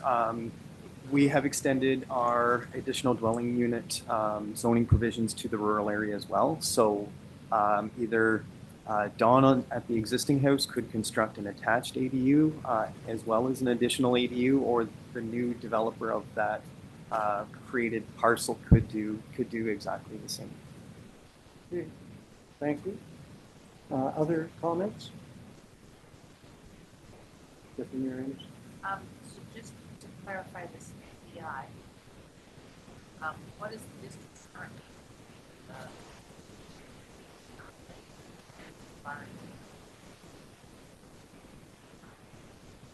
I'm sure. Oh, is that not far? No. Is there a concern? Yeah, I want to develop that. So this could get not a little complicated, a little confusing in terms of my answer. So newly created lots, the new lot line needs to comply with the MDS1 calculations, which is the distance from an existing barn operation to a proposed property line. Roughly to the new property line, it's been a couple of weeks since I ran the measurements, but to the maize barn, which is the closest there, is in the neighborhood of 600 feet, give or take. When I did, so MDS calculations differ from MDS2 calculations. MDS2 calculations are for expansion of barns. So it's a whole odor mitigation is what it is. MDS 1 distances are roughly 3 times larger than what MDS 2 calculations are. The thought is allowing for these MDS 1 uses, so new lots or newly created residences on large lots, to be further away to allow for the barn to expand down the road. So in running the MDS 2 calculations for the impact on the maize barn, they would be permitted an expansion without affecting the location to the new house. Does whoever set these regulations understand that manure gets spread? If we're talking about odor mitigation, it doesn't stay in the barn. No, you're absolutely right. So it is OMAF that sets the guidelines, Okay. policy, and the calculations. I'm assuming that a barn emits more constant odor than land application a couple of times a year. I live in the country. I would maybe argue that, but anyway. Okay. When it's spread, it's pretty pungent. But no, I just wonder yeah. what the purpose of this is, because manure. If you're moving in the country, you're moving. Yeah. There's manure. Okay. I was just sort of curious about why that's there. Like, I understand the theory, but no sense. So with this application, if it is approved, Dawn and Sheila will have to come back to the Committee of Adjustment for a minor variance for relief on the MDS 1 calculations. So it will be coming back to us. With respect to the amended recommendation, as Sama noted in her report, if council opts to approve it, there are 5 conditions that we would like attached to it. So if those could be added to the amended resolution, that would be great. Okay, thank you. Other questions? Okay, so we have a mover and a seconder. Councillor Gunston, do you mind if we add those 5 conditions? That would be great, thank you. So I just be clear that the motion be amended to remove the word not, and that further 5 conditions be added. Yeah, there's 5 conditions that are contained within the report. If those could be added, obviously with staff not recommending the approval, we couldn't say, no, we're not in support of it, and then have 5 conditions regardless. So in developing the report, we did include those 5 conditions in the event it is approved. So if those could just be pulled out verbatim. So yeah, I'm just giving you the, yeah. If you guys pass that first, then I even have to think about it. So, like, whatever. So those conditions can be found on page 4 of Salma's report. Thank you. 3 and 4. Councillor Zimmerman? On one of those provisions, Terry, number 5, I'm just wondering what the reason for demolishing that shed would be. Sheds on properties are considered accessory to the principal use. So on a residential shed, a residential lot, your house is the principal use, and then a shed is accessory to that. If you don't have a house, you don't need a shed. So essentially, we don't want to create a lot with just a shed. And the town would not have the authority, if this condition was not included, to ever remove that shed in the future. Then in theory, when and if Don builds a house, he can build a shed again afterwards? That's correct, yes. Yeah. That's kind of... All right, all right. The reason is, if it was a vacant parcel, town wouldn't want me to just build a detached garage on the property and that's it. So we would want the house and then allow for the uses accessory to it, if that clarifies things a bit. Okay. Other questions? Go ahead, Councillor Bertson. We do have situations where sheds are built first, or garages are built first in Minto. But I guess they have a building permit for the rest of the house. Is that fair? That's correct. There is a provision within the zoning bylaw that allows for the sheds to be built, a garage to be built prior to a house, with the intent of that to be able to store your construction material within it. But we do have to issue the permit for house, the septic, if one is needed, plus the shed all in one shot. Deputy Mayor Anderson, what? So can I ask the logic of that? Why can't I have this property with a shed on? From a Gord's perspective, I could, if without that provision in the bylaw, I could build a 120 foot or 130 foot garden shed on a residential parcel, and that's the only purpose I want for it. So no house, no tax generation, yeah, that sort of thing. So there is a spin to it, and if I built a hypothetically 40 by 40, shed in town on a lot, that would stagnate it from it ever being developed for residential, regardless of whether I own it or sold it. Okay, interesting. Councillor Potnowitz. Through you, Mayor Turton. I have a bit of concern with this as well. In the agricultural zone, I thought you could put for instance, a barn before a house. What's the difference here? So we have two different provisions within our agricultural zone designation. There's provisions in section 8.1 for properties over 25 acres, and then provisions in 8.5 for less. The smaller, less than 25 acres do not permit any farm buildings. So you couldn't have this agriculturally zoned vacant parcel and build an agricultural shed on it.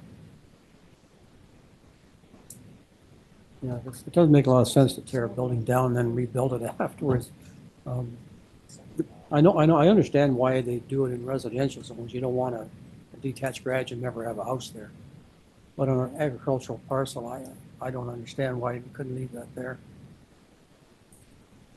So one thing that Land Division does have the authority to do at their public meeting, if that's a major concern of Don, he could attend that public meeting and plead his case to keep it.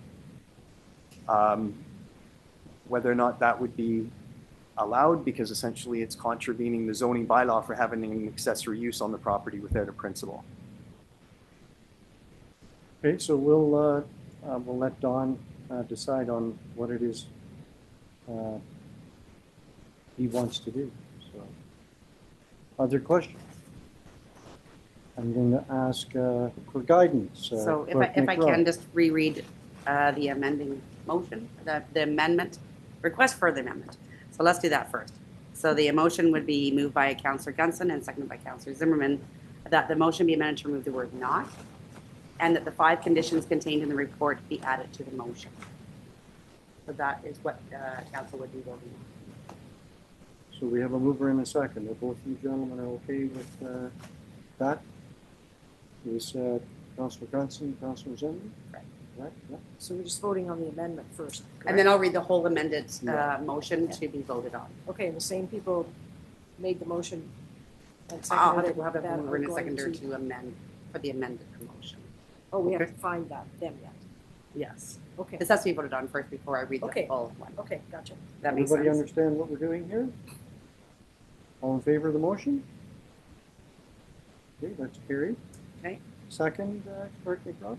So the amended motion now would read that the Council of the Town of Minto received report PLN 2024-027 B50-24 Donald and Sheila Grind severance prepared by the planning coordinator for information purposes, and further that the Council of the Town of Minto recommends that the County of Wellington Land Division approve consent application B50-24 Donald and Sheila Grind for lands legally described as concession C, part lot 92, with municipal address of 6194 Wellington Road 109 in the Town of Minto, and further that, 1, that the owner applicant satisfies all financial and other requirements deemed necessary for the Town of Minto for the proper and orderly development of the subject lands, including but not limited to the payment of any monies owed to the Town of Minto, and ensuring that all accounts are in good standing, and further that the Town of Minto files a letter of clearance for this condition with the Secretary Treasurer of the Planning and Land Division Committee. 2, that the owner applicant confirms that they are aware that the development costs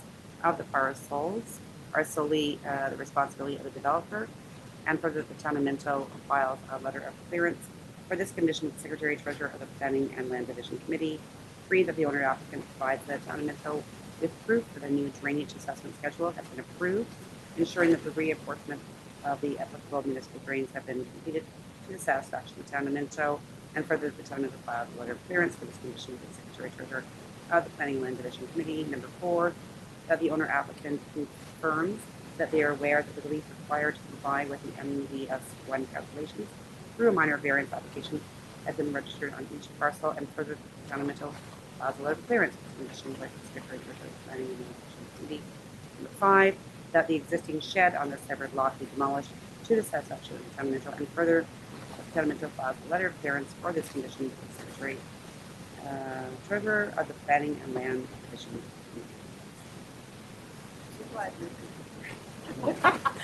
Thank you. For So I would need a job. move. You would need a Can we mover have and a a second. mover and a second for that, please?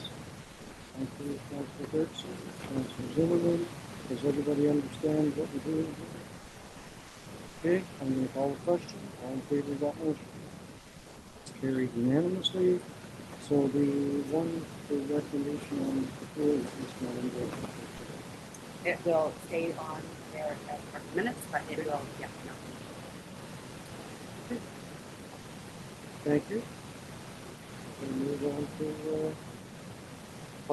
Plan 2024. Thank you, Jessica. Safe travels. Plan 2024-028.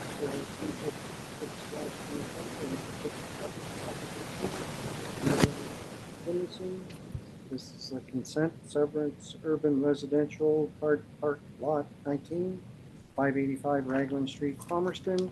And I'll ask Sama to further on this report. Thank you so much.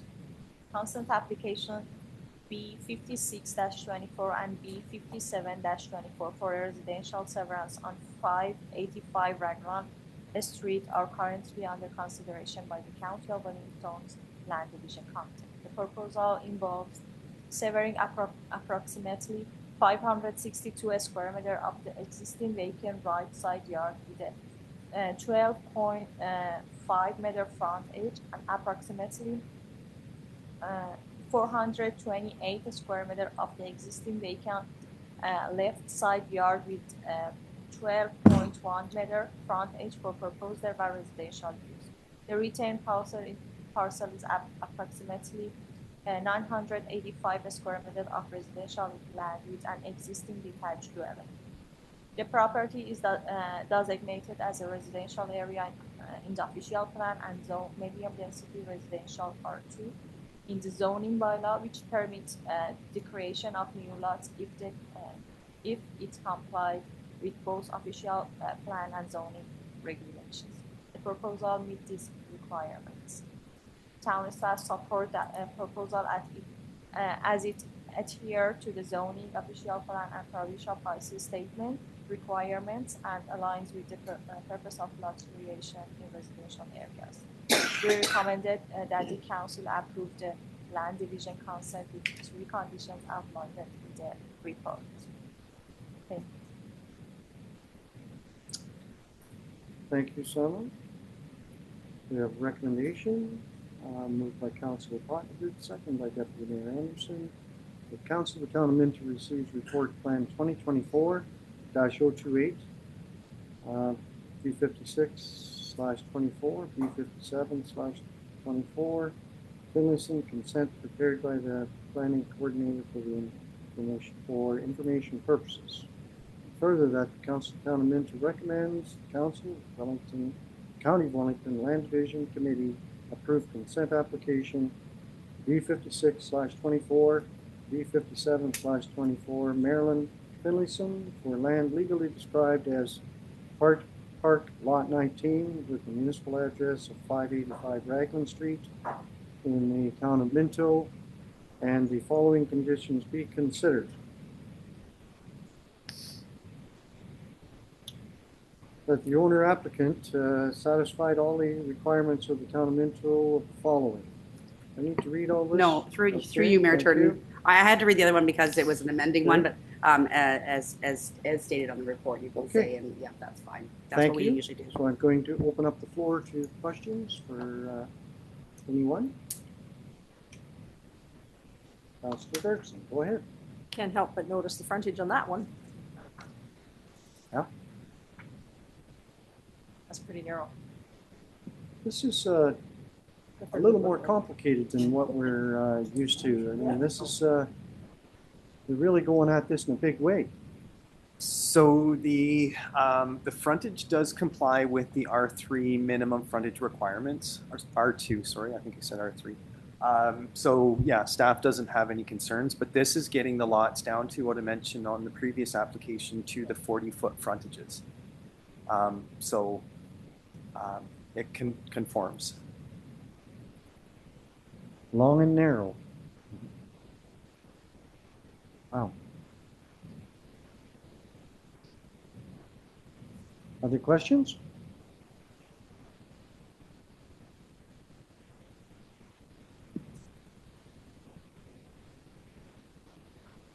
Do we look at this as a fairly simple severance? I mean, it's pretty straightforward.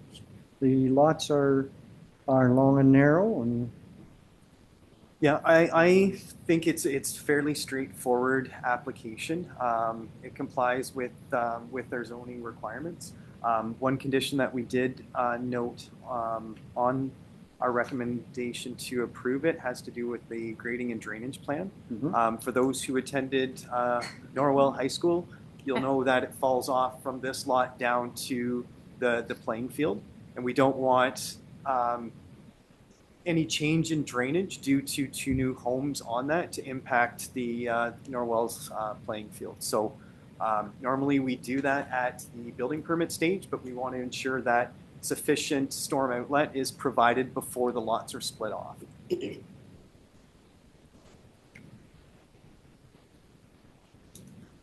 Deputy Mayor Anderson, go ahead. What is the distance between that separate lot and 555? Is that house next door?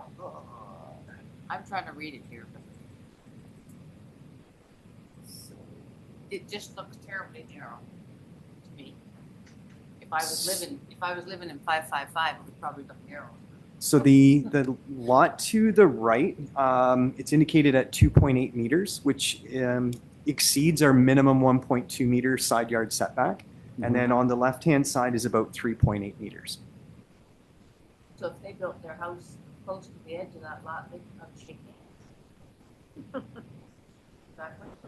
Are there any conditions on where they can locate a house on that separate lot? So yes, there are the required setbacks. So that new house, the same as basically all our residential zones, has a minimum of 6 meter or 19.8 foot front yard setback. And then the setbacks on each side, except a corner lot, obviously, is 1.2 meters or 3.9 feet. So we haven't amended our zoning to have like a city feel to it, where you've got like 2 foot side yard setbacks that nothing grows in it. So this is a common setback that we've been dealing with for years. A 2 foot setback? That is the trend that the larger centers are going to because of as I mentioned in the other application, the requests that we have received about less than 40-foot lot frontages. So 4 feet between 2 houses. Correct. So now they could shake hands. So that's not the proposal here. So we've got I'm just in awe. Yeah. So we've got 4 feet from the new house to the property line, and then 2.8, which is at least double that. So we have at least 12 feet in between the dwelling units. We have allowed that once in Minto, yeah. Councillor Potnowitz. Through you, Mayor Turton. Are these going to be 1-story or 2-story, Terry? The owner is not, or the current owner is not intending on developing these. His intent would be to sell them. So, he couldn't commit to one way or the other because he's got no control over it. Do you have different setback provisions for 2-story opposed to 1? We do not. We used to, where single story was 1.2 and then 2-story was 1.8 or 5.9 feet. Shadowing, right?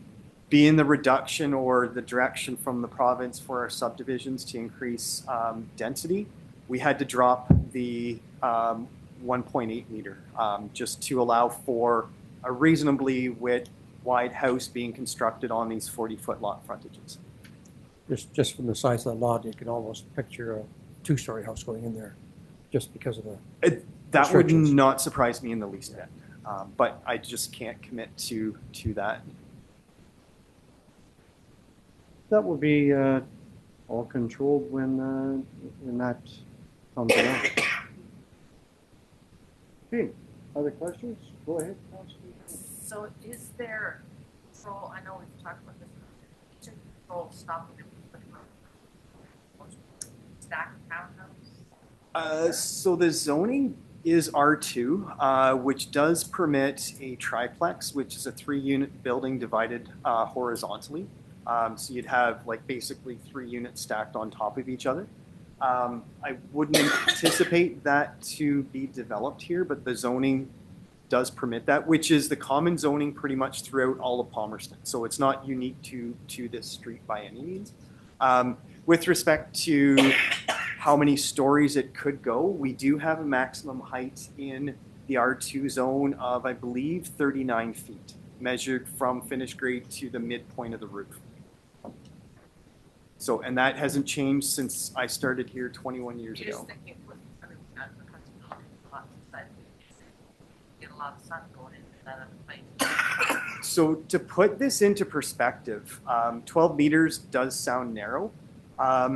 There are a bunch of lots in the Minto Meadows, the Fenoro Home subdivision that have this frontage. So this is not uncommon. This looks pretty tiny. And honestly, I had the same thought when I was looking at this property before the owner got it surveyed. I didn't think there was sufficient room to have a buildable lot. One, let alone two, but yeah, with through surveying the property, there is sufficient room. Terry, if we were really concerned about this, and it is R2, is that something that we just can't go ahead and change the zoning from R2 to R1 on our own? No, but what council could do is amend our zoning bylaw to increase these lot frontages. So we could set it to, say, 50-foot frontage if that's what council's direction is. But keep in mind, every single subdivision that we get moving forward are going to need zoning relief. Yeah. Or the entire subdivisions are going to be multi-res. There won't be that mixed density because you can't physically fit the unit count that the province is directing us to do with a old school 66 by 132 lot. It unfortunately doesn't work. Mr. Ford wouldn't be proud of that. Terry, you have no problem with us dealing with this when the time comes? So this would be the only time that this application will come forward to council. Moving forward after this, obviously staff would be clearing the conditions, and then the process after that is just a normal building permit application. So he'll need to deal with Public Works with respect to the installation of the services for the two. But other than that, it's a straightforward building permit after these lots are created. Councillor Elliott. First time tonight. Just want to say it would come to a building permit. The only time it would come back here is if they need a minor variance, if they're tightening up, making it bigger or whatever it may be. Anything outside of our bylaws be the only reason that would come back here again. That's absolutely correct. If they conform with our setbacks, our lot coverage, all that fun stuff, there's no public process for it to need to come back to council. Thanks very much. Okay, other questions? Seeing none, I'm going to call the question. All in favor of this one? It's carried. Thank you very much. On to the next item then is Plan 2024-029, B58/24 and B59/24. It's the trustees of the Knox Presbyterian Church Consent Urban LLA at 315 Main Street West in Palmerston. And Sama, you're working overtime today, but please present this report. Thank you, Mayor. Consent application B58-24 and B59-24 for two lot line adjustment on 315 Main Street West is currently under consideration by the County of Wellington Land Division Committee. They are proposing to sever a 102.7 square meter vacant parcel with a 3.72 meter frontage along Main Street West and a depth of 31.39 meter and merge it with the abutting urban residential lot address as 305 Main Street West. The second application proposed to sever a 342.7 square meter vacant parcel with a width of 18.7 meter and depth of 18.32 meter and merge it with the abutting urban residential lot address as 187 Henry Lane. The property is designated as a residential area in the official plan, allowing for lot line adjustment may be permitted where there is no adverse effect, provided that basic lot pattern in an area are not unreasonably altered.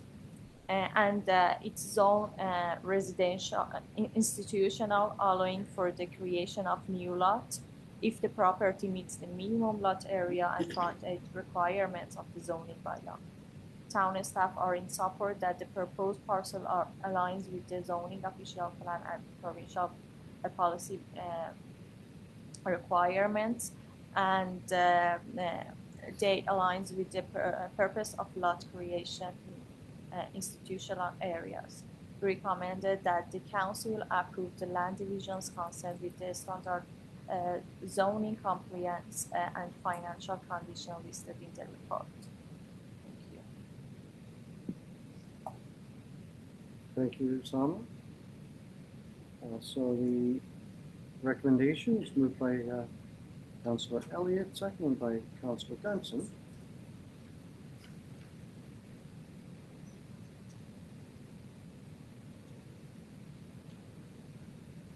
Council of the Town of Minto recommends the County of Wellington Land Division Committee approve consent application 54-24-B59-24.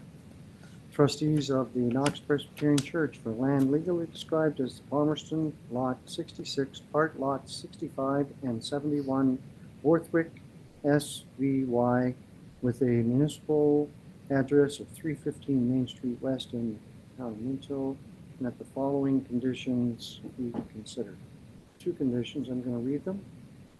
That the owner applicant satisfies all the requirements of the Town of Minto, financial and otherwise, which the Town of Minto may deem to be necessary for the proper and the orderly development of the subject lands, including but not limited to payment of any monies owed to the Town of Minto, and that all accounts are in good standing, and further that the Town of Minto file with the Secretary Treasurer of the Planning and Land Division Committee a letter of clearance of this condition.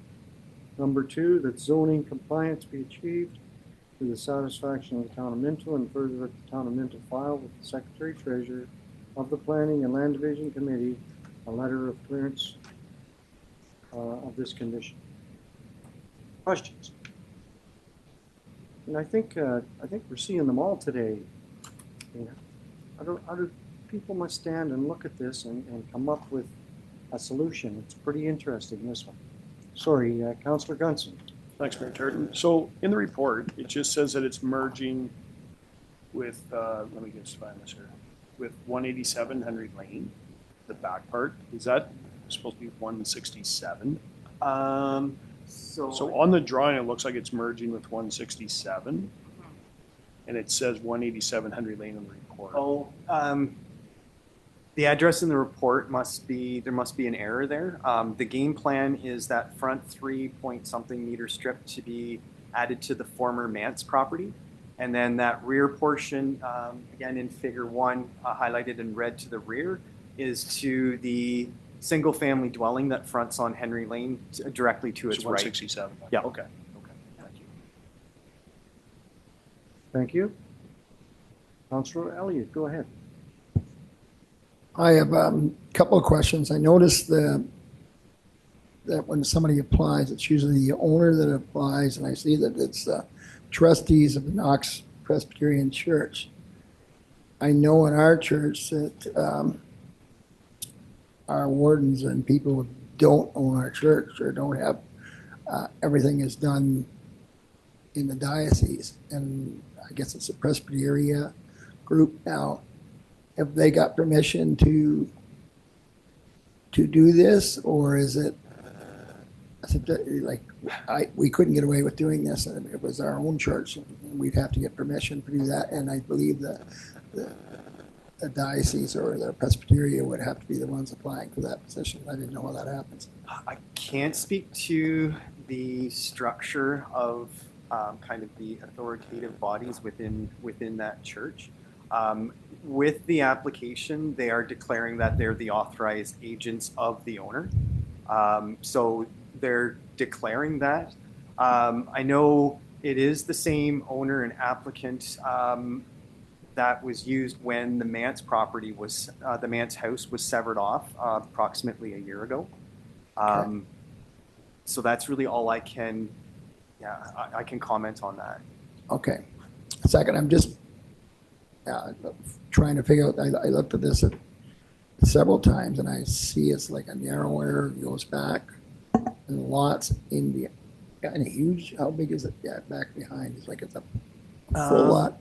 So the front one off the top of my head is, so this is the one being attached to the Mance, or former Mance. It's about 12 feet by, I think it's 30 or so. It's in the report, and that's being merged with that house. Okay. And then the back one is roughly 62 by 63 feet being attached to that house up front. Oh, to the church or to the? No, being separated off the church property and attached to the Henry Lane 167 Henry Lane side. property. That side. Yeah. So basically the church. the Henry Lane one, is that owned by the church too? How's that? It was owned by the church. I believe it's the church's pastor that owns it currently. Correct. So he would get both those properties? He would get that 12-foot wide strip. So if you look on page number 2, the top left diagram, in red, so ignore the survey sketch on the right, but on the aerial overlay, right to the right-hand side of the church is a narrow red strip. Okay.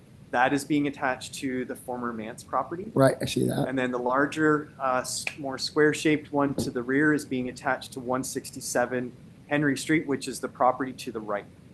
So the church is giving up those two parcels. They're basically giving that property to that owner? I can't speak for what the transfer arrangements are, but this is the intent of the application, is to transfer ownership to the trustees can transfer, sever it, and transfer it to somebody other than they are. I don't, that's, so it doesn't, none of it makes sense to me. It's a standard lot line adjustment, or the process of a lot line adjustment is that, you know, me as the owner, I want to give Ryan, who's an abutting neighbor, 10 feet of my property to make his backyard bigger. Okay. The financial transaction between the two of us has nothing to do Means with the nothing to application. us. It's a private agreement between the two separate owners. Okay. So if we find out that they haven't got the authority to, do we look into that, or? I would, so this application is a county application, so we're just a commenting agency on it, so we don't need to, we're commenting on the application, not processing the application. I would assume that the church's lawyer wouldn't be registering the previous Mance sale or these on a parcel if they didn't have authority to. Okay. They will need, the lawyer will need to get direction, the same as what happens with the town. Needs to get direction from the owner, from someone who has signing authority in order to transfer that over to the other owner. Okay, so how do we, what if Ed come along and said he wanted to sell my house? So then you're going to be suing Ed. Okay. The same as the owner. Well, I have before. Sorry, that was maybe a little harsh. But Yeah, it would have nothing to do with the town. Essentially, they're declaring that they're the authorized agent owner to do it. So that would be like no different than you're applying for a building permit for Ed's deck, but you're the contractor for it. So you are swearing a declaration saying, I have the authority to Okay. do this transaction. See, all the years I've been around, I've never seen this before. So This happens probably more often then I know. than not, yeah. Okay. All right. So as long as we're above board going with it, that's fine with me. I just didn't want us to be caught up. No, it has absolutely nothing to do with us. Okay. Thanks. Other questions? Councillor Dirksen, go ahead. I was just going to make the comment that every denomination has a different way or a different setup. I'm not sure what there's a fancier word for that that's escaping me right now, but in any case, and we've never wondered before whether anybody had authority to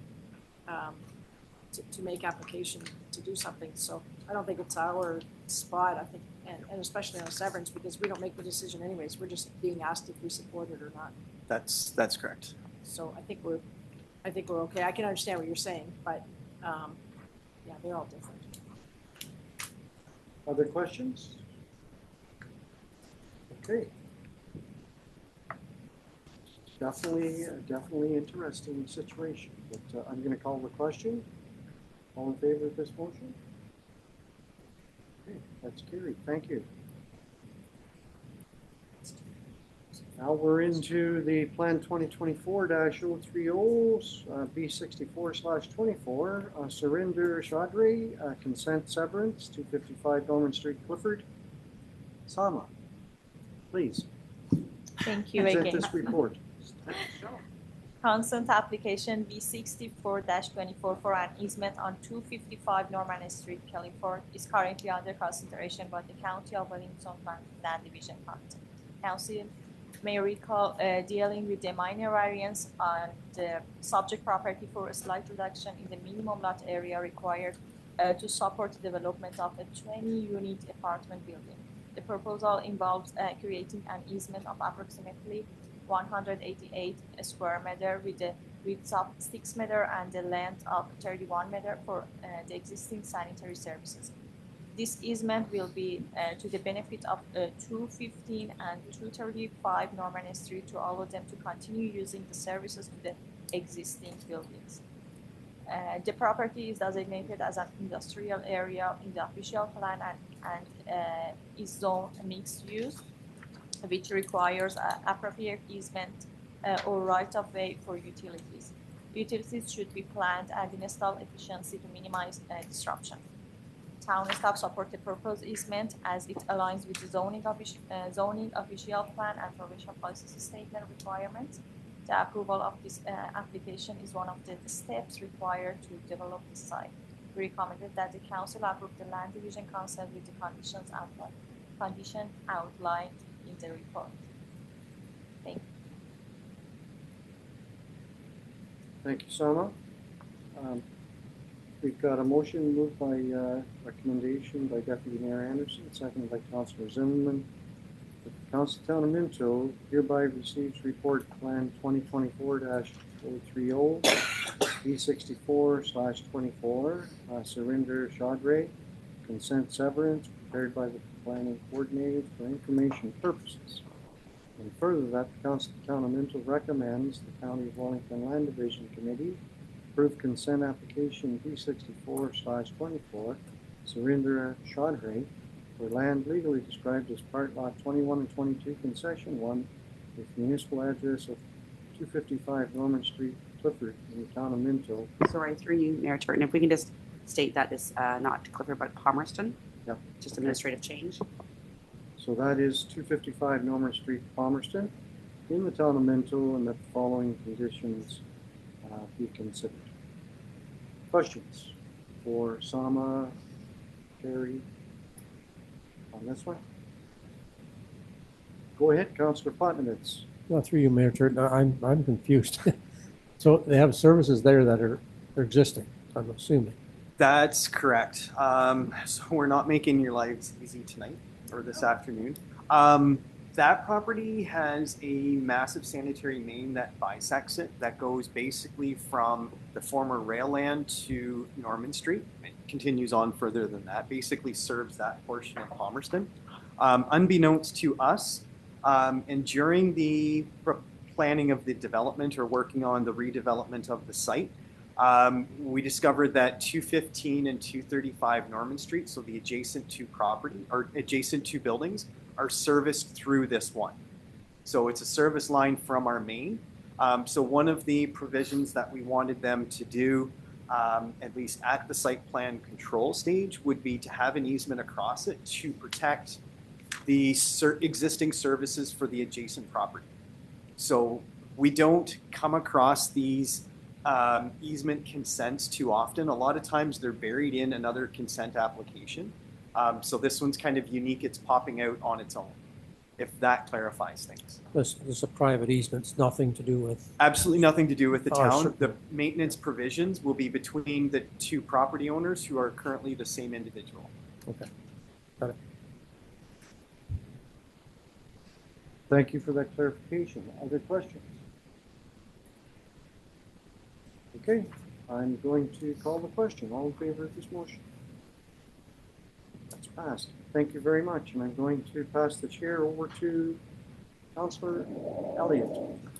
Thanks very much. Our next presentation, I'll ask Matt to bring it forward. We had the group about the elementary curling championships coming forward. They were here and did a presentation, a wonderful presentation. So, Matt, if you want to carry it out, and we've got a recommendation I'll read after. Thanks, Councillor Elliott. So as you can see in the report and from their presentation, when they delegated to council in late June, the Palmerston Curling Club are looking to host quite an event with our help.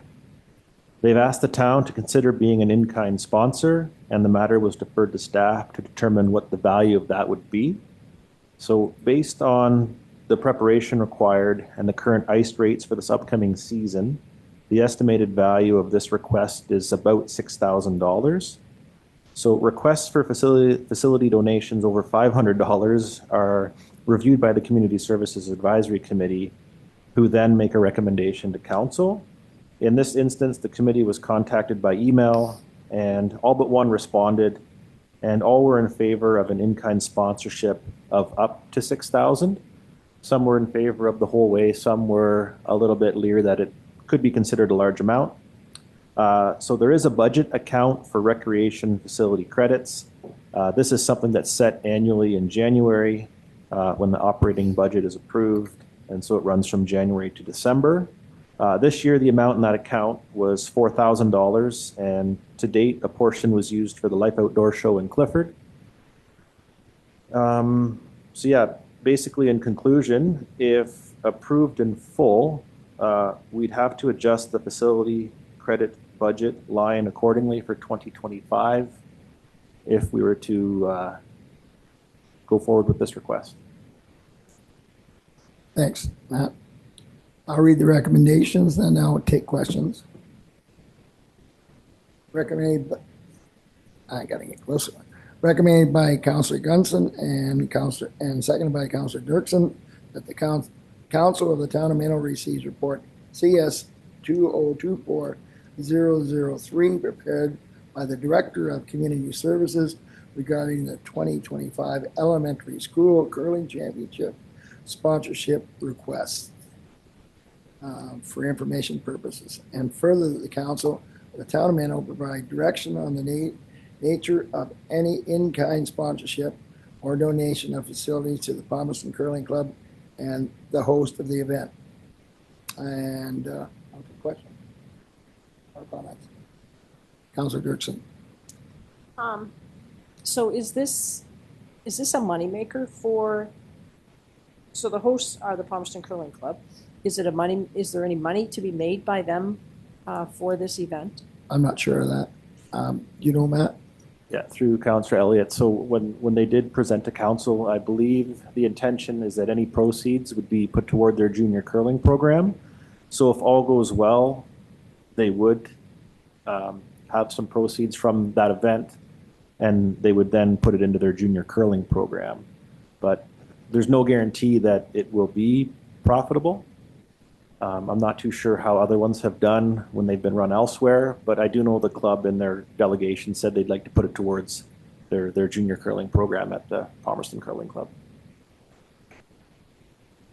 Go ahead. And then the second question then, is there any possibility that they could get some sponsorship elsewhere? I would think they probably could ask for sponsorships throughout the community. I'm not sure. Yes. From their presentation, it did look like they were going to go and seek some financial sponsorship from the community, and then from us, they were looking for the facility credit, so an in-kind. That was what they were looking to get from the town directly. Is that all? Well, I have one more. Nobody else is jumping in. Keep going. Just so my other keep question, throwing your hand. so my other question would be, you had mentioned that there was 1,500 relief given to the Clifford or the outdoor show in Clifford. So that means we have 2,500 left this year, unless somebody jumps in and wants some more. Then is that right, or has there been more? Yeah. So if I may, through Councillor Elliott, the only other donation I'm aware of, the one that was just handled at committee, there was a Minto Fire versus OPP charity hockey game in January, right? And the value of that one fell below 500, so that was handled at committee. So it was just below 500. So essentially, we're $2,000 into a $4,000 budget this year. Yeah. Okay. So we're good. I'm still thinking. Yeah, thank you, Mr. Chair. I mean, I didn't jump in because you were talking, Councillor Dirksen. So I'm kind of thinking the same way here, Matt. This donation will be supplemented come January. Will it not be in the 2025 budget? And so in January 25, when we pass the new budget, it will bump up to? That's definitely something you could consider as council. If you do make a motion today to approve it in full, then I think that budget line, which I think falls under finance, would have to be increased. Otherwise, we'd be over budget before we even started the year. Yes, so I mean it's a lot of money to be asked for, but I mean this group has already committed to have this curling bonspiel. It's so I mean some of your figures, Matt, and I'm not challenging your figures one iota. They're talking 3 or 4 days. They're talking 3 or 4 days for the tournament and about 3 to 4 days to prep the arena side. Because from the way I understand it, it's going to have a look like you would see at like the Scotties or the Briar with the 4 sheets and the walkways between each. Like it sounds like it's going to be quite the event. And so I mean, when you look at that, it's got quite an economy of scale here. It's got quite an economic spin-off, but you know, to commit that much money, is it the right thing to do? I mean, we're talking students, young people, and I know that the budget for Parks and Recreation certainly is high. Yeah, I mean, should we do something like that? I don't know. Thank you, Mr. Chair. Councilor Gunn. So basically, if we raise it to 6,000, we're making one donation of 6,000 in January, and then nobody else is getting any else the rest of the year. Or can we come back and every request we have to approve or deny? Essentially, right? Essentially, right? That's a great question. It's an amount that we've never met the threshold at before. So to say we're going to set it at 6 for January and then approve this today at 6, we'd be at capacity already. Again, that budget line pre-COVID used to be higher. We just found coming out of COVID, we didn't have a lot of requests for facility credits. That amount had been higher historically. So I was going to ask, is there any reoccurring ones every year that come and ask for credits for in-kind donation that we would be setting them up for a hard no right away? So yeah, there's nothing recurring. The ones that are recurring, we just kind of eat out of the recreation budget. A great example would be the hospital gala. We just because they put all the money back into the foundation there, we don't charge for the use of our facilities the 2 out of the 3 years that it's in Minto. The way the budget's set up now would be for an event like this or an event like the Life Outdoor Show where we didn't want a financial constraint to be a deterrent from someone trying something. So the Life Outdoor Show was a good example where they've booked it for next year, and but they know they can make a go of it, and didn't lose money this year and find out the hard way. Sorry, just one more. So back to Mayor Turton's question. So is there a chance at the end of the week we might only be at 4,800, or can we keep track of that? Or so, do you know what I'm asking? Like, I know we're going to say 6, but maybe the event's done and we're saying, well, it was only 4,800, so we do have extra left in the pot. We can certainly track the hours that were required to prep and then the hours that were used to run the event and see if it came in at 6 or came in at less. That's something we can definitely track through our recreation software. Councillor Podmix.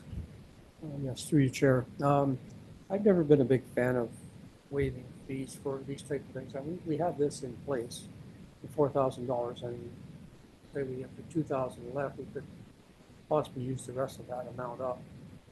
Maybe consider looking at something different for next year. But I mean, there's other options. They could go out to service groups or whatever else and ask for some contributions. I know the Lions Club and other clubs in the district here that probably would provide some kind of, financial benefit to them. So just my opinion, I'm not in favor of giving them more than what's allowed. Yes. Yes. Deputy Mayor. So I understand that they're asking for what will we give. There's nothing saying we have to cover the entire amount. We could give a partial donation, because will they not be asking for money at the door? They'll have ways to make money during, right? Will they not ask an attendance fee? I'm not exactly sure with this event how they plan to make revenue from other sources. I just know when they delegated to you at council here, they had asked that you consider being an in-kind sponsor, Yep. and then I had to report back on what that might look like. Right. So yeah, if we were to go the whole way with the ice fees, I believe it'd come in around 6. Right. So Yeah. we could do half the ice fees or part. I don't know. Like, I just think it's a big chunk of money for one group. It's a lot. Like a 50% donation is better than nothing compared to 100. Oh, sorry, the microphone. Beg your pardon. I just wonder whether we could consider a partial covering of the costs, or cover the cost of the actual event and they come up with people to help with covering the cost of preparing for the event. And I don't know how many other users we'd be bumping out of the way or not getting fees from while we keep it all reserved for them. So I just think it's a lot. I think Councillor Gerson was first. Well, I was sort of thinking along the same lines, and I was going to say if that's a motion, I would second it. Or if that's something you want to add to it, I would second the 3,000 as half.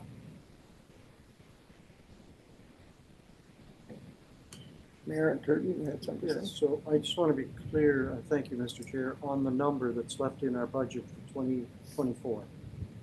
Gord, you're crunching a bunch of numbers over there. You obviously have something to add. So Mayor Turton, this is purely a 25 item because it's not happening. So I think what Matt's trying to say is like you have a lot of options here. If you want to go the whole 6 and didn't want to leave everything for the other groups and that, you could increase that 6 to 10. Or if you want to leave it at 6, you could do half.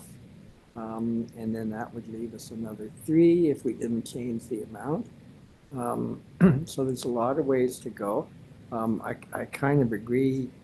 Council probably doesn't want to tie their hands in January and we're done for the year, because you kind of never know what's going on, especially when you're talking spring and fall events and that too. So it's whatever you feel comfortable with, and we can accommodate whatever direction you want to go. So what we have a bunch of volunteers here that have welcomed this bonspiel into Minto in 2025 at our arena, and we're debating $6,000. That's kind of what we're debating, right, Matt? That's correct. They'll also be using the curling ice as well. So it'll be in the curling surface as well as on the arena ice surface. That'd be 8 sheets altogether. That's kind of already allocated for, but I mean, we're likely looking at extending it into April. The event is the first week of April. Yeah. That's the big ticket here, like. Mm-hmm. Yeah. So, I mean, it's a delicate situation. Just another quick one, Matt. What is the largest amount of a credit we've issued in the past? Post-COVID, it's been the Life Outdoors, and that was 1,500. And that was a 2-day event. This one's a 3 to 4 day event, and requires a little bit more intricate setup. Pre-COVID, the hospital gala with the setup required for it, that might be closer to 2 when we used to allocate it towards this budget line. Yeah. Any other questions? I've got a couple of thoughts. Hospital gala, that's 2,000. Does that include staff time and all the time that we put into that? Probably not, eh? So with the donation policy, we base it off of the value of the facilities that are being used. And so whether it's the daily rate, or if we, sometimes if you're going to rent the day before, it's a little bit cheaper for setup. So typically what we do to determine a value is you base it off the retail value of the facilities being used. That's how we arrive to those numbers. And this is probably a one-time event we're looking at. Is that true? From the sounds of it, I don't think this is something that recurs in the same area in Ontario on a regular basis. So I don't think it would be near us again anytime soon. It's a feather in our cap to be able to have the opportunity to have this come forward to our community, I would say. Again, it puts Minto at the top of the... It is a provincial tournament, so it's I believe, I'm very supportive of giving them the whole thought, but I get where everybody's coming from. Maybe we had a lot of questions about, we don't know how their financial situation is or whether they thought they could do that. Maybe we defer this to another council meeting and we ask them to come back and they can answer some of the questions for us, and we can determine better. Maybe they're comfortable with going out and looking for service clubs and such like. So I think something we could ask them, have them come back to a council meeting. What's everybody think? So you want a motion on that? I can make that motion. Yes. Yep. So Councillor Mayor Turton made a motion to defer this motion until, and that we bring back the elementary school people to speak to this. Is that? And I have a seconder. Any questions or comments on it? Seconder. Thank you. Any thoughts? Okay. All in favor of that motion? Opposed? It's carried. So we'll have them invited back, if you could see to that. Yeah, we'll make sure that we let them know, and we'll go from there. Okay. Yep. If they don't come back, then we can make our own motion. Thanks. Yeah, thanks, Ron. Thanks. Good comments. I'll put the chair back to the mayor. Thank you, Mr. Chair Elliott. So the next item, number 9 on the agenda, is Clerk 2024-008. It's a policy review, and thanks, Sama. And I'll ask our clerk, McRob, to present the report. Thank you. Can you just give me a moment? I just need to find it on my system here. You're doing the next one as well. Yes.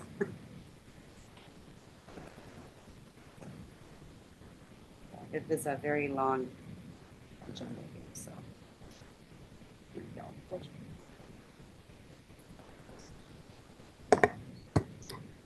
Thank you, Mayor Turton.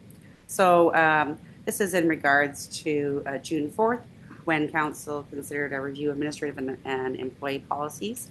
And the following motion was passed that we bring back final drafts of the policies and bylaw at a future meeting. There were no changes requested during that meeting for the policies that were presented. And so I have a bylaw to come forward in open session to adopt the new code of conduct for council members, accountability and transparency policy, and council staff relation policy.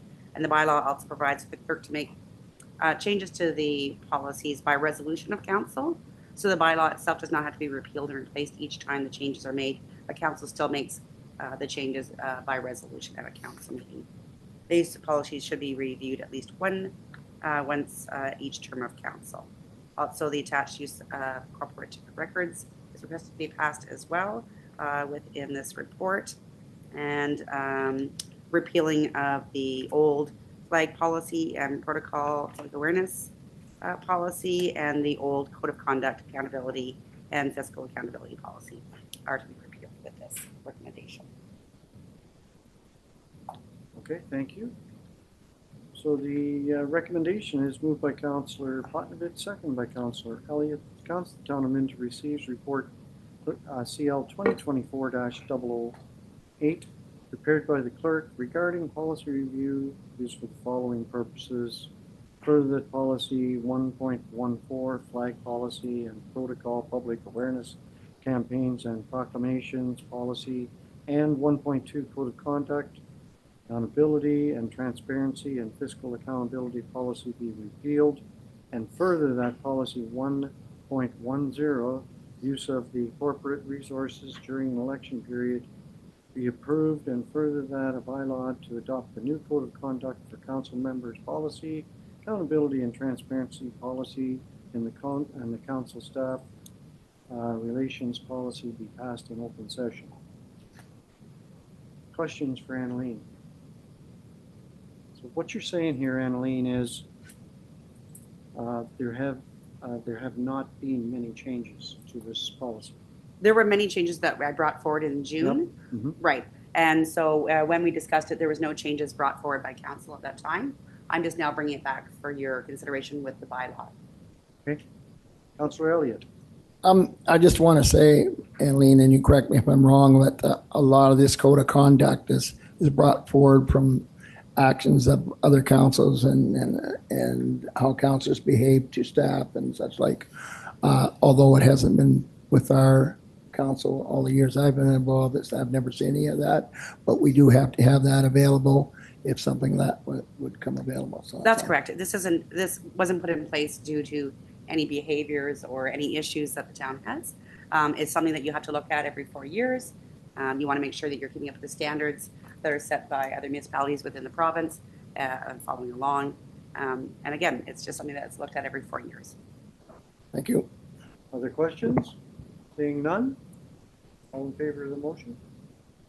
That's carried. Thank you. Next item then is the lease agricultural land policy.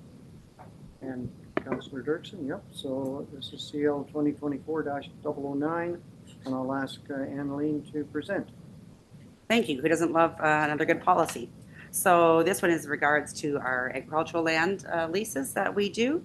It's just trying to improve the policy that we had. Again, it was older. It needed to be updated. We do still lease out 3 pieces of land for agricultural use. Currently, we receive about $7,100 per year for the lease of those lands. There was a few changes made. Again, this hasn't been revised since 2016. We wanted to extend the term to 5-year terms instead of 3. Again, that is for those that are renting are able to make better plans for their crop rotation, etc. And so in speaking with Gord as well, we will be putting out a request for quotations on these 3 lands with tender submissions probably due on September 5th. Thank you, Clerk McRobb. So the resolution moved by Deputy Mayor Anderson, second by Councillor Elliott, that the Council of the Town of Minto hereby receive report CL 2024-009, lease agricultural land policy prepared by the clerk for information purposes. And further, that the Council of Town of Minto approves the updated 1.4 lease agricultural land policy as attached to this report. Questions? Go ahead, Councillor Elliott. Are the lease comparable to what another owner would lease to a private owner? Are we very similar? Or we used to be that we I don't know lease that we lands are. pretty cheap. Thank you. I don't know that we are super similar. I know that you did get some information from Terry, who's no longer here, but Gord may have some information on the financials of that. Thanks, Councillor Elliott. That's one reason Clerk McRobb and I are coming up with this. We've kind of done, I would call them almost informal renewals, which we could under the thing. And we don't know.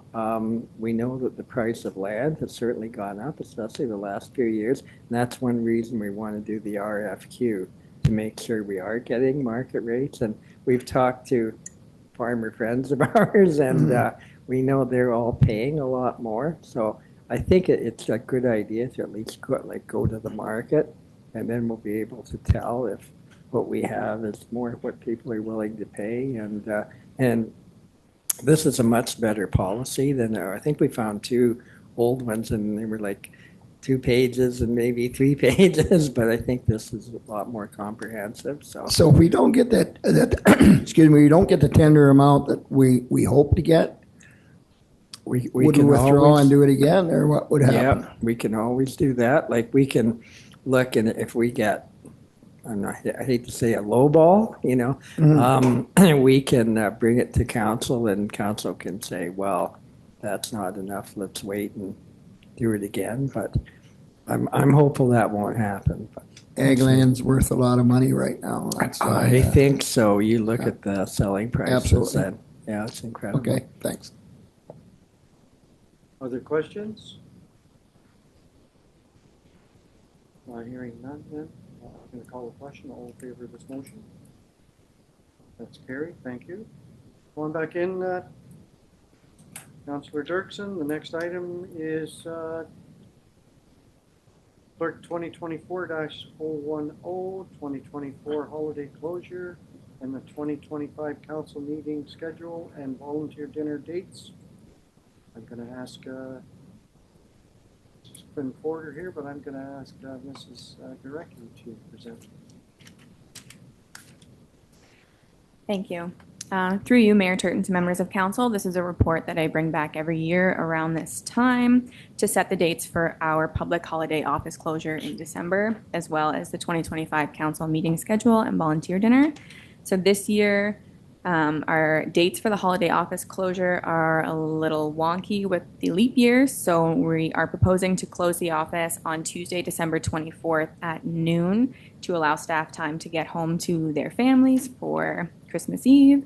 And then we will open again on Thursday, January 2nd at 8:30. Staff, as always, will take time out of their PTO allotment to cover those non-statutory holidays throughout that week. The council schedule for next year, as I'm sure you're all aware, council meetings tend to fall on the first and third Tuesday of every month.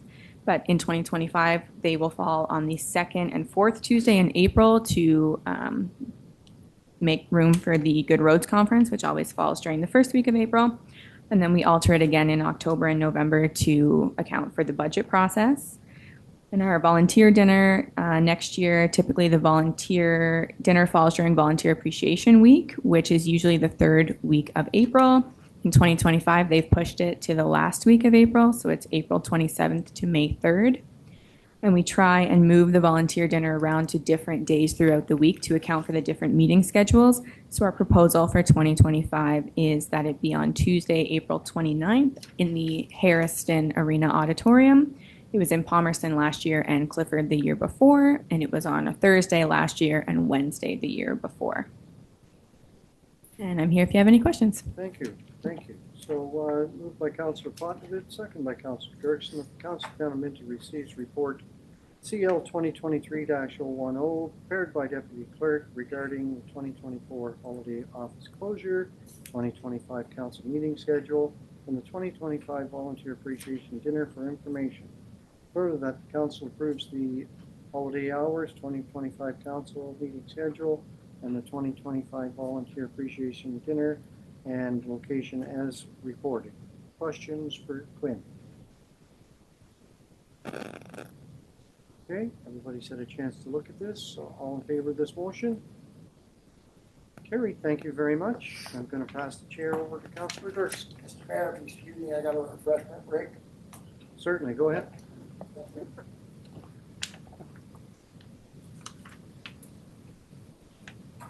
Thank you, Mr. Mayor.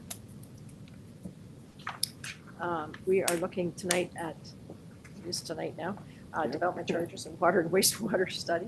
And I'll turn it over to our treasurer, Gordon Duff, to carry us through the report, please. Great. Thank you, Chair Dirksen. So this is a fairly large proposal, 73 pages, and that's because we have a lot going on. It's kind of water, wastewater, and development charges. So I think we'll start with the development charges. As we're all very aware, we've had a blizzard of legislation in the last 4 to 5 years. And thankfully, just the way our 5-year development charge bylaw, we did miss one of the more significant ones, which was the phase-in. And we know the county and several of our neighbors were caught. That whole phase-in provision has been repealed by some of the other legislation, so we don't have to worry about that. But there are many, many other changes, and undoubtedly, there's the additional dwelling units, and we've just had basically most of our council meeting has been dealing with relatively complicated zoning and planning issues. So we want to take that into account. I think we have more of an opportunity of making policy decisions in this one. So I was chatting with Watson Associates, the consultants, and currently our bylaw expires March 1st of 25. So we would be really under the gun to do a lot of work in a very short period of time. Basically, a little over 2 months from now, we should be done. And I said, that's not really realistic, and we want to do a good job rather than a quick job. Fortunately, as part of the legislation, they are allowing us to pass an amending bylaw, and we can remove that March 1st deadline. So I'm not saying that we want to put it off a long time, but I think we want to give ourselves another 2 or 3 months to do a proper job. So that's one of them. Then we've been working, we just had our drinking water quality standards review and that too. So again, there are various licenses to take water and have your drinking water operations. And they're on a different timetable. It's not near as pressing. Basically, it's 6 months before your license expires. Our license doesn't expire until May of 2026, which means our hard deadline really is November of 25. But we feel that we can get some economies of scale by doing the development charges, the drinking water financial plan, and a critical component of the financial plan is our water wastewater rate study. So we're going to be proposing for 25. As you probably recall, when we did our last water study, we have like a 10-year projection. So for 25, we're proposing, let's just hold on to that one, and then we'll do a complete review. Again, I think we said, 23 and 24, a year of planning. So we want to integrate the levels of service required in the asset management plan. Another deadline of July 25. We just did the July 24 deadline. And also we have our strategic plan and all the sub-plans, and the consultants would like to see that, and that's going to be out later this fall. So bottom line, we want to do development charges, the drinking water renewal, the financial plans, and the rate studies. and do everything together. They've laid out what I think is a reasonable timetable. Basically, the hard stuff starts in about 2 months because these are all relatively complex things, and we want input, all the staff, council, public, and I think this will give us the time. Now, from a financial point of view, it's a large amount, but when you break it down, it's not that different from what we have been doing in the past. And again, I think we do have some savings because a lot of the information that they're gathering, the critical part is financial forecast. So if we got to get our engineers to help, they can help with all this at once instead of another one. For the mayor and a lot of our longtime councilors, you're very familiar with Watson and Associates. I've been working with them. I look back 2004, so they're very familiar with the town of Minto. Two of the key staff members have actually physically been here. I think this project, a lot of it is going to be done virtually, but they will be making some in-person things. The one option, and this is where I'd like some direction from you, is they can do a council education workshop for roughly $2,000. Now, we did have a workshop last fall to bring us up to date then, but entirely up to you. If you wish to have that, we can do it. If not, we don't have to. So. Anyway, happy to take any questions or whatever. Okay, thank you, Treasurer Duff. I have a question about the council education workshop. Would that be something that we could partner with any of the other municipalities in the area, or is it very pointed to Minto? I think it'd be a blend of both. I'm not sure. Again, the timing, whether the other, like, right. Are they going? That's the thing. We're all different. So I could say possibly, but maybe not that likely. Mm-hmm. Yeah, it sounds like a lot of money. It almost sounds like, well, it sounds like a money grab. But anyways, but maybe we need that information too.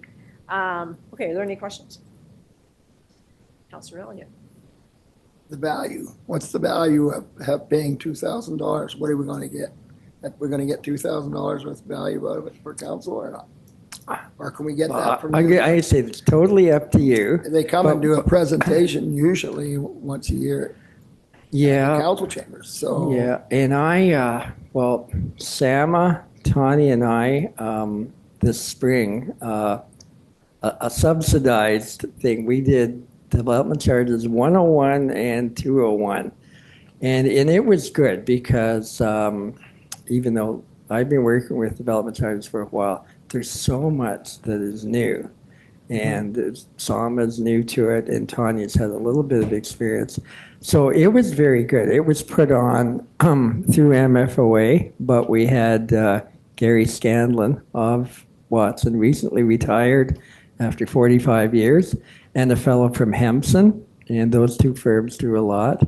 And I've got, thick packages and that too. So it was good. I know you go to AMO and Good Roads and all that, so you may get a lot of the same thing. I'm sure, I'll make the assumption that if later on you wanted this, I'm sure we could roll it in. But I have no bias either way. It's a council. Yes. Mm-hmm. Yeah, I don't think there's any value of $2,000 for something that I think we can get from Gordon and I feel like they make a presentation when they come. That's correct. That kind of don't worry, we're paying for that too, but it's kind of included, right? Yeah.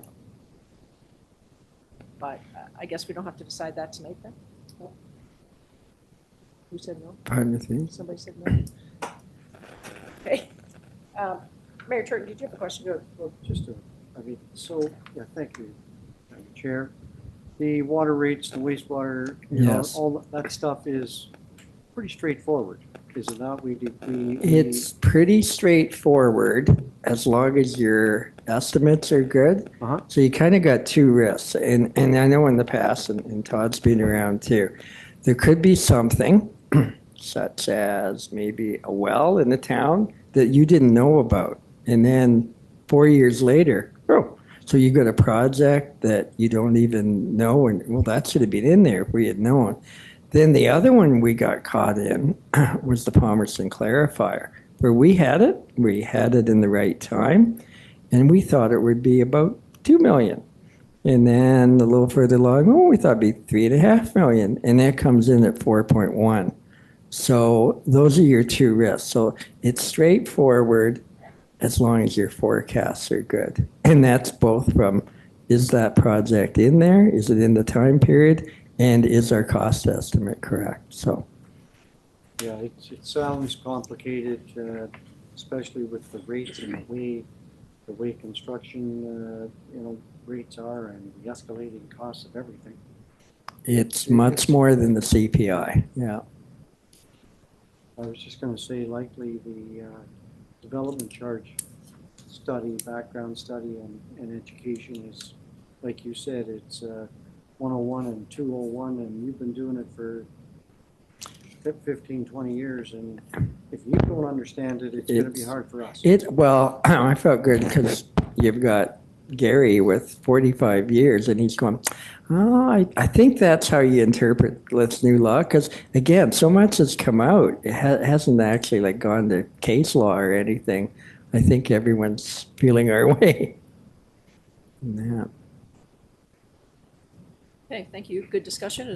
Are there any other questions? Okay, I'll read the recommendation. It's moved by Councillor Gunson and seconded by Councillor Plynowitz that the Council of the Town of Minto receives report Finance 2024-012 Development Charges and Water and Wastewater Studies prepared by the Treasurer for information purposes.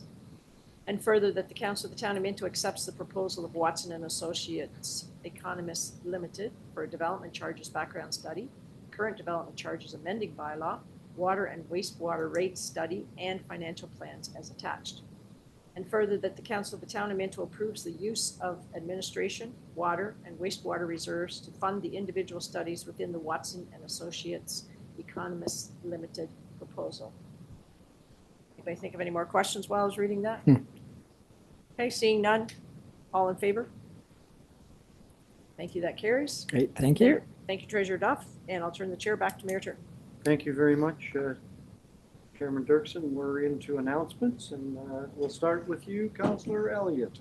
Great. I just want to thank the staff and such like last week, the mayor's tournament. Again, that brings a lot of money back into our community and supports that. It's a lot of fun. Tanya and Linda and who all was involved in this? This girl here. And Janet. And Janet are all involved in putting it together, and it's well organized and it's super fun and it's super great for the community, and you can tell by the money that you raise every year. What kind of money did you get all together this time? You ain't got it figured out yet? We just got the bill from Pike Lake today, so now I have to wait until Tanya comes back because she's the numbers person. Okay, great. I also want to announce that next Thursday, the 22nd, the Lions are hosting their tournament, and it's filling out. I think we've got 32 teams now, and the support has been phenomenal. We work together with Mount Forest Lions, and we're trying to raise a whole bunch of funds for the MRI machine. And if you can know anybody that would like to support that tournament, either in teams, we could probably take some more teams if you wish to. I believe the mayor's got a team in there, Ed's got a team in, Gunner's got a team in. So it's a lot of fun again, and the money's going to the MRI, which they desperately need, and we can get it started in our community. Thanks. Is that a 1 p.m. shotgun? Yeah. Yes, it is. Councillor Podovitz. I have nothing. Councillor Gunson. I have nothing tonight. Councillor Dirksen. Thank you, Mayor Turton. I just wanted to wish a happy 19th anniversary to CAO Fertney and his wife Diane. Sorry, hope you didn't have early dinner plans. 19? 19. Yes, these things should always be celebrated. I also wanted to say that Harrison Rising did a fantastic job with the help of our staff here on the, oh shoot, what do you call it? The Harrison Street Party, I guess it's called, on Saturday. And the Leslie Car Show was really, really well attended. The weather was mostly good, so that was great. I have some other things here, but I'll wait and see if anybody else has anything, see if they cover them. No, nothing this week. I have, it's okay. Just something that might be of interest to people. The treetrust.ca are having a competition this year, first time ever, a tree pageant for Ontario. People who value their special trees, if they have a story and a picture, you can submit it. Prize is up to $600, and it stresses the importance of trees in our country, rural environment, city environment, and what they do to help offset the climate change that is. So it's sort of an interesting group, and this got sent to me, so I thought I'd spread the news around. But there's lots of people get really attached to trees. I'm one of them. So they might welcome the opportunity to celebrate their favorite tree and send a picture in it. That's it. Thank you. So I have two things. I'd just like to thank the Palmerston Agriculture Society and the Upper Canada Two-Cylinder Club. They had a very successful John Deere deal in Palmerston a couple or 3 weeks ago. It was very well attended, and I know that the Upper Canada Two-Cylinder Club certainly appreciate that weekend. They appreciate our staff, and I've been told that numerous times how our staff just rallied around them and helped them out a lot. Again, there was a lot of people there, and it was a very nice few days. And the other thing is on the August 23rd weekend is the Palmerston Fall Fair. So I just encourage everyone. The 23rd is Friday, and there'll be a parade. And so I just encourage everyone to support the Palmerston Fall Fair. I mean, you look at it again, you look at the volunteers, that's all volunteers over there. So thank you very much. Moving right along, resolutions moved by Councillor Zimmerman, seconded by Deputy Mayor Anderson. The Committee of the Whole convenes into regular council. All in favor? Carried. Thank you. Notices of motion. Notices of motion. Is there anything in that category? Seeing none, we'll move along. The resolution moved by Councillor Elliott, seconded by Councillor Dirksen, that the Council of Town of Minto ratifies the motions made in the Committee of the Whole. All in favor of that motion? Carried. Thank you. Bylaws. Moved by Deputy Mayor Anderson, seconded by Councillor Votman. It said bylaws 2024-039 through 2024-0-043 be read a first, second, and third time and passed in open council and sealed with the seal of the corporation. All in favor of the motion? It's carried. Thank you. Provisional bylaw resolution moved by Councillor Zimmerman, seconded by Councillor Gunson, that bylaw 2024-044 be read a first, second, and third time, first and second time, and provisionally adopted in open council. All in favor of that motion? Carried. Thank you. Confirmatory resolution moved by Councillor Gunson, seconded by Councillor Elliott, that bylaw 2024-045 to confirm the actions of the Council of Corporation of the Town of Minto respecting a meeting held August 13th, 2024, be read a first, second, and third time and passed in open council, sealed with the seal of the corporation. All in favor of that motion? That's carried. Thank you. Adjournment. I'd like to thank everyone for a 3-hour meeting. It was very worthwhile. That's one of the hardships of only having one council meeting in July and one in August, but we got through it. Mr. Mayor, I want to apologize too. Well, with that presentation, my machine was running out of power. So Councillor Podowitz came to my rescue and plugged it in for me underneath. We weren't sure what to do to keep it going, so Oh, that's wonderful. I did not want to interrupt, but that's what happened. Okay, so the adjournment moved by Councillor Elliott, second by Councillor Potnitz of the Council of Town of Minto, adjourns to meet again to call the mayor. All in favor of that motion? Carried. Thank you very much for a very productive meeting.